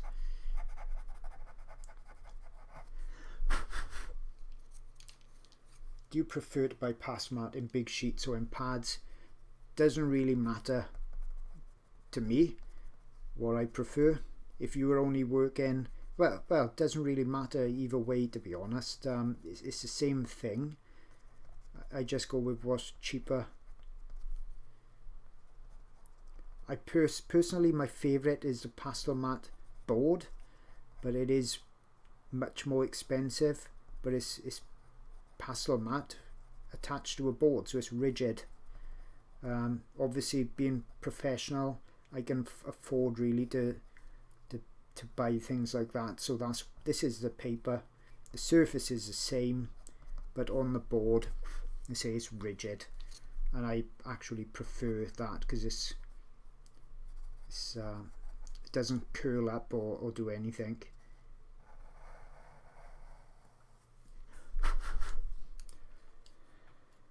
How to choose a paper colour. I got a video on that, YouTube. I bought 2 pads of anthracite by mistake. Not too bad.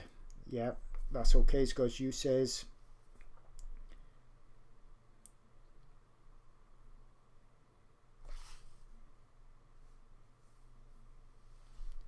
This is dark grey. This is what I would use over anthracite. The anthracite is almost black. So the dark grey, that's the paper that you'll see me use on virtually all my videos.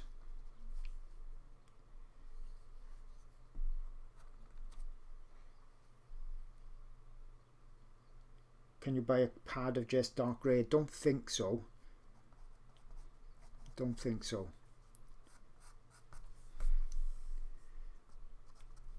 Okay, let's have a look. Pretty similar, I think. Not a lot of difference there.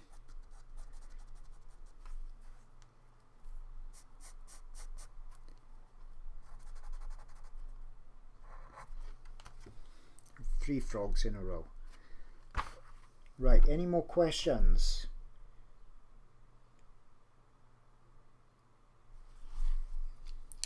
So I ain't got a lot more to do. I'm going to be having supper soon. If anyone got any ideas for, if you like these little videos, if you've got more ideas what you'd like me to do, things that don't take too long, because you know, if I'm really detailing it up like this, then you know, even something like this takes quite a bit of time, because I know people like to see the details going in, so with this technique you've seen enough now to be able to actually carry on yourself if you want to, and do the rest of the drawing.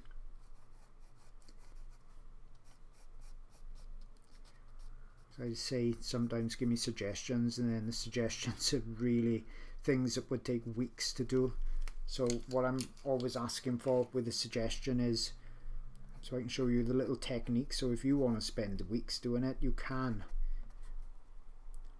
Whereas if I spend weeks doing it, then a lot of people are just really missing out then when they could be learning other techniques. Because not everybody wants to learn the same thing.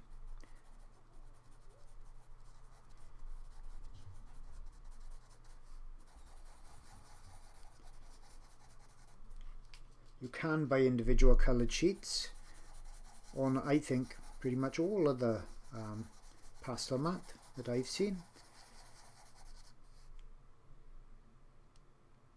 Even small videos like Jessie Eye or Patch of the Frog Skin, just 2x2s, yeah. That's the kind of thing I'm thinking of, so that I can show more of the techniques in a shorter period of time. So I'm not doing like the whole subjects myself. I'm taking hours.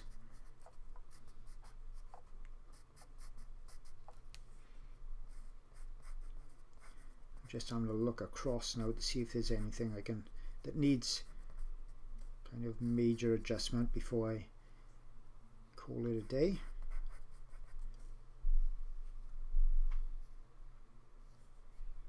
Where's the reference photo from? It's one of the free websites, Pixabay I think it was.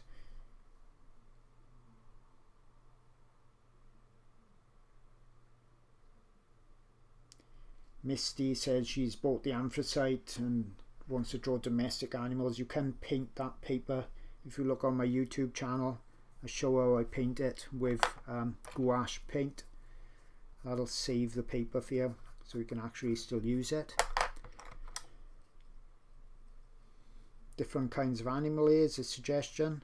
I have done, bear in mind, I've done lots and lots and lots of videos of different animals, and even a dog and cat and things. I don't normally do domestic type ones, but people wanted that, so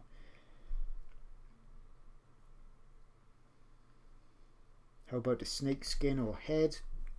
Yeah, that's a good idea.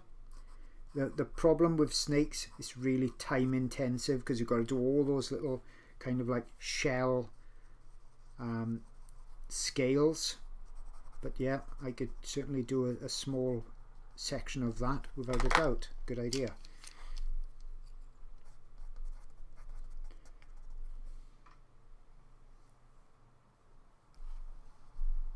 Gecko eye, yeah, another good suggestion.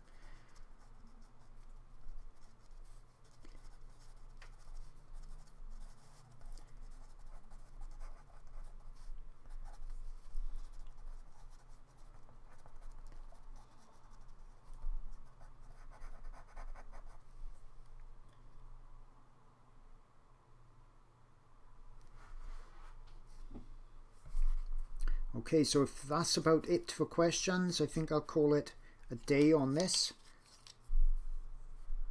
We've got that bit of a delay when I'm talking, so if anybody wants to got another quick question or two, because we've still got about 160 people watching this, so if there are more questions, I'll stick around a bit more.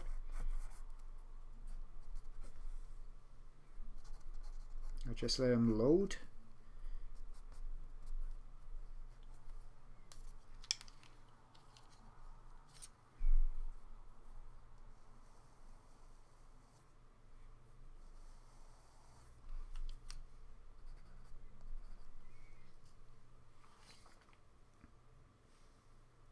Whole eye series would be neat. Not sure if you already have that on your Patreon. I have done a lot of eyes actually on there now of all different animals.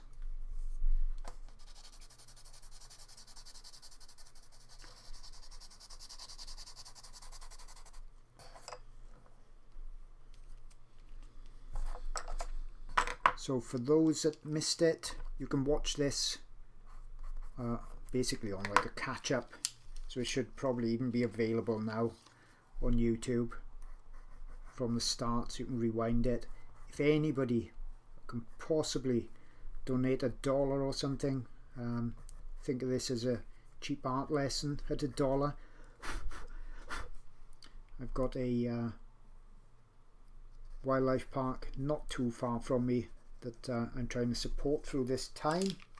So while I'm doing these, I'm hopefully getting the odd dollar or whatever that all mounts up so they can keep feeding the animals basically in the wildlife park. And that when all this craziness is over, I'm hoping to be able to go back and do some one-on-one group lessons there,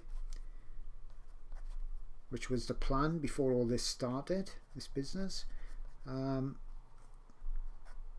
obviously that's where I get a lot of my reference photos that I take myself from as well, so it benefits me if we can possibly keep it all going.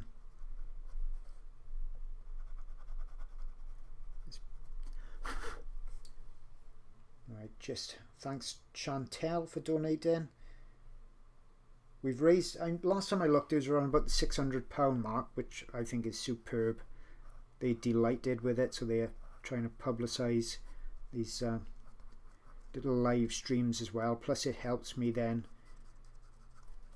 if I get the number of views up, obviously I can afford then to buy more camera equipment and the like.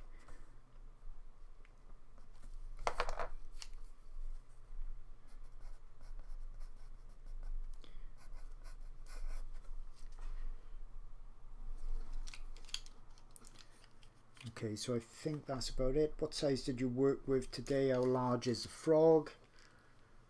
Well, I did have a ruler around, but I have got, the actual whole printout is around about 10 inches. I'm pretty sure it was 10 inches.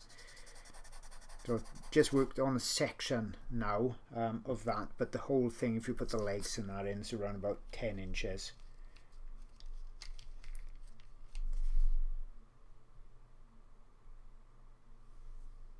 Can a lighter grey be used? You could use a lighter grey, but the next up from this pastel matte light grey, as I said earlier, is virtually white. For me, I hate using white at all. How do I find the Daler Rowney paper? Has been bought some, although I know you prefer pastel matte. Just your opinion. The only reason I prefer pastel matte paper is just because it works for my technique. I'm not sponsored by them in the slightest. I get nothing from them, so it's irrelevant that it's Clairefontaine or pastel matte. If there was another paper, and I've tried to find another paper specifically because some people around the world can't get pastel matte paper, so I've been trying to look for something that's comparable, but I haven't found it. Things like the Daler Rowney type papers, the ombre type papers, for me with this technique they are pretty much next to useless, not being funny, but they will not take the layers at all, and this just won't work. Simple as that. It just won't work on there. You've got to work in a completely different manner. So they may be cheaper, but when they don't work, then it's, for me, it'd be money wasted. Do I ever plan on coming to the Netherlands with my lessons? If we ever get out of this lockdown business, I'm certain what I wanted to do this year was to definitely travel, definitely teach lessons around the world. I've got people that want me in America, people that want me in other places in Europe. So we got the call for it. People want me there, but then all of this craziness happened, so everything's on hold at the moment, but definitely thinking of it in the future. Thanks to all those that have managed to donate, like I say, even £1.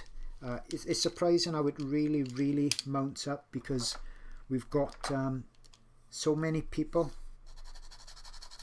watching the video and on my channels and things like that, so if we could just raise like £1 then each, then it really would mount up to something worthwhile for them. Okay, a couple more. Any more questions? Ronnie Fisher, why do you prefer not being endorsed? Is it good or bad for an artist? The advice will really help me. If you're endorsed by a company and you love their product, okay, so let's say Pastel now said, we'll sponsor you, you're never going to buy Pastel paper again, but keep telling everybody you love Pastel paper the best. That's okay. But then if another paper comes along and I actually find that I prefer it, then I'm in a bit of a tricky situation with that, because then I'm kind of stuck with whatever that product could be. So it could be a pencil, it could be whatever. So that's a bit of a tricky thing. Another tricky thing is I've had companies in the past send me things. They've said, we've got a new product coming out, would you like to try it out? And I've said, yeah, okay. This was a few years ago, and you know, everybody seems to love it. Yeah, I'd love some of that. Free, great. And then when I get it, I find it's absolutely rubbish. And then I'm stuck because I've got told them I'm going to tell my YouTube channel about it. And I've got, you know, not a massive following, but I've got a fair following on YouTube. And then if I won't lie on there, so I'll only ever tell the truth. And sometimes they don't like it then when I tell the truth. And as I said, that puts me in an awkward position. So I kind of like rather not get a couple of free pencils or a free pad of paper when I've you know, got putting myself in that position. So that's not really worth it. So it's not like you're being endorsed by a football company and you're earning millions. You're kind of like getting a few pencils, or you're getting a pad of paper every now and again, or a few brushes or whatever. So it can be a bit tricky, that can. And it's something I'd rather buy the product myself. If it's brilliant, I tell people, but it's always only, you know, my opinion with my techniques anyway. But if I think it's brilliant, like I say, I'll tell people. If it doesn't work, I'd say that as well, and I'm not put in an awkward position. Okay, have we got any more?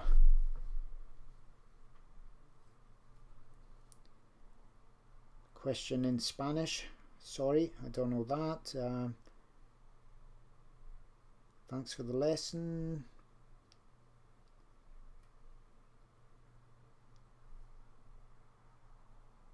I think that's about it. Do I plan on finishing this one? Would love to see it finished.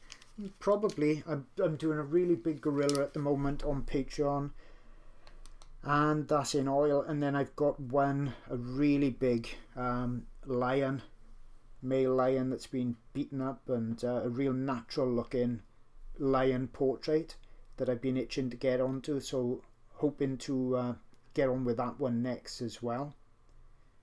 So that would be another, you know, good few hours long on Patreon. But you know, tomorrow I may want to just get on with this and spend another hour or so on it, and when I'm not talking, then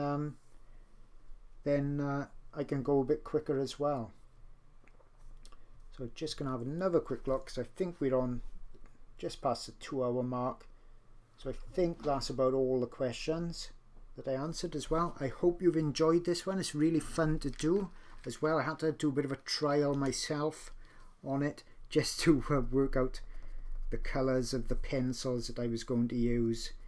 I use lots and lots of different colours. I've probably got about 30 pencils out actually on here at the moment.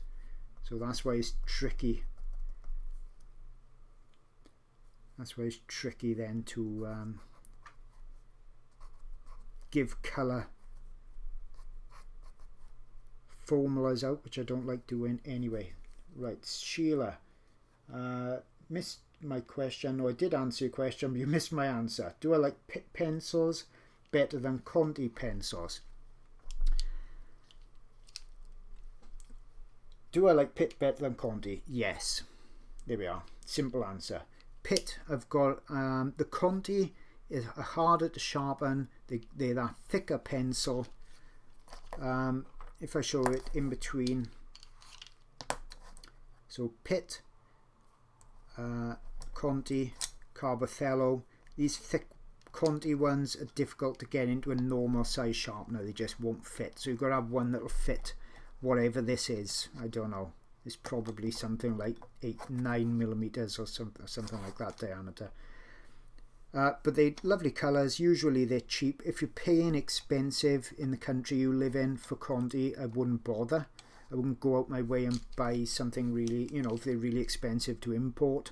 But if they're cheap and cheerful, like they are when I buy them, they're a nice addition. But definitely first, whatever's cheapest out of Carbothello and PITT, if you're starting off, that's where I'd go with first. These are almost the same. Carbothello and PITT are almost the same. PITT are even easier to sharpen, to be honest. But one of those two first. And if you want to add to your set, then, you know, the Conti or the Koh-i-Noor ones would, but they are tricky to sharpen.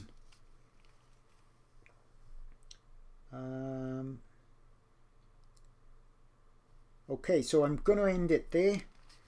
Thanks to everybody that's donated. I'm sure the Wild Place Project, Bristol Zoological Society will be absolutely delighted with anything we've managed to raise with this. I'll be doing another one soon. As I said, any ideas you got, let me know. And I'm going to go and have some supper, and I hope you all enjoy the rest of your day.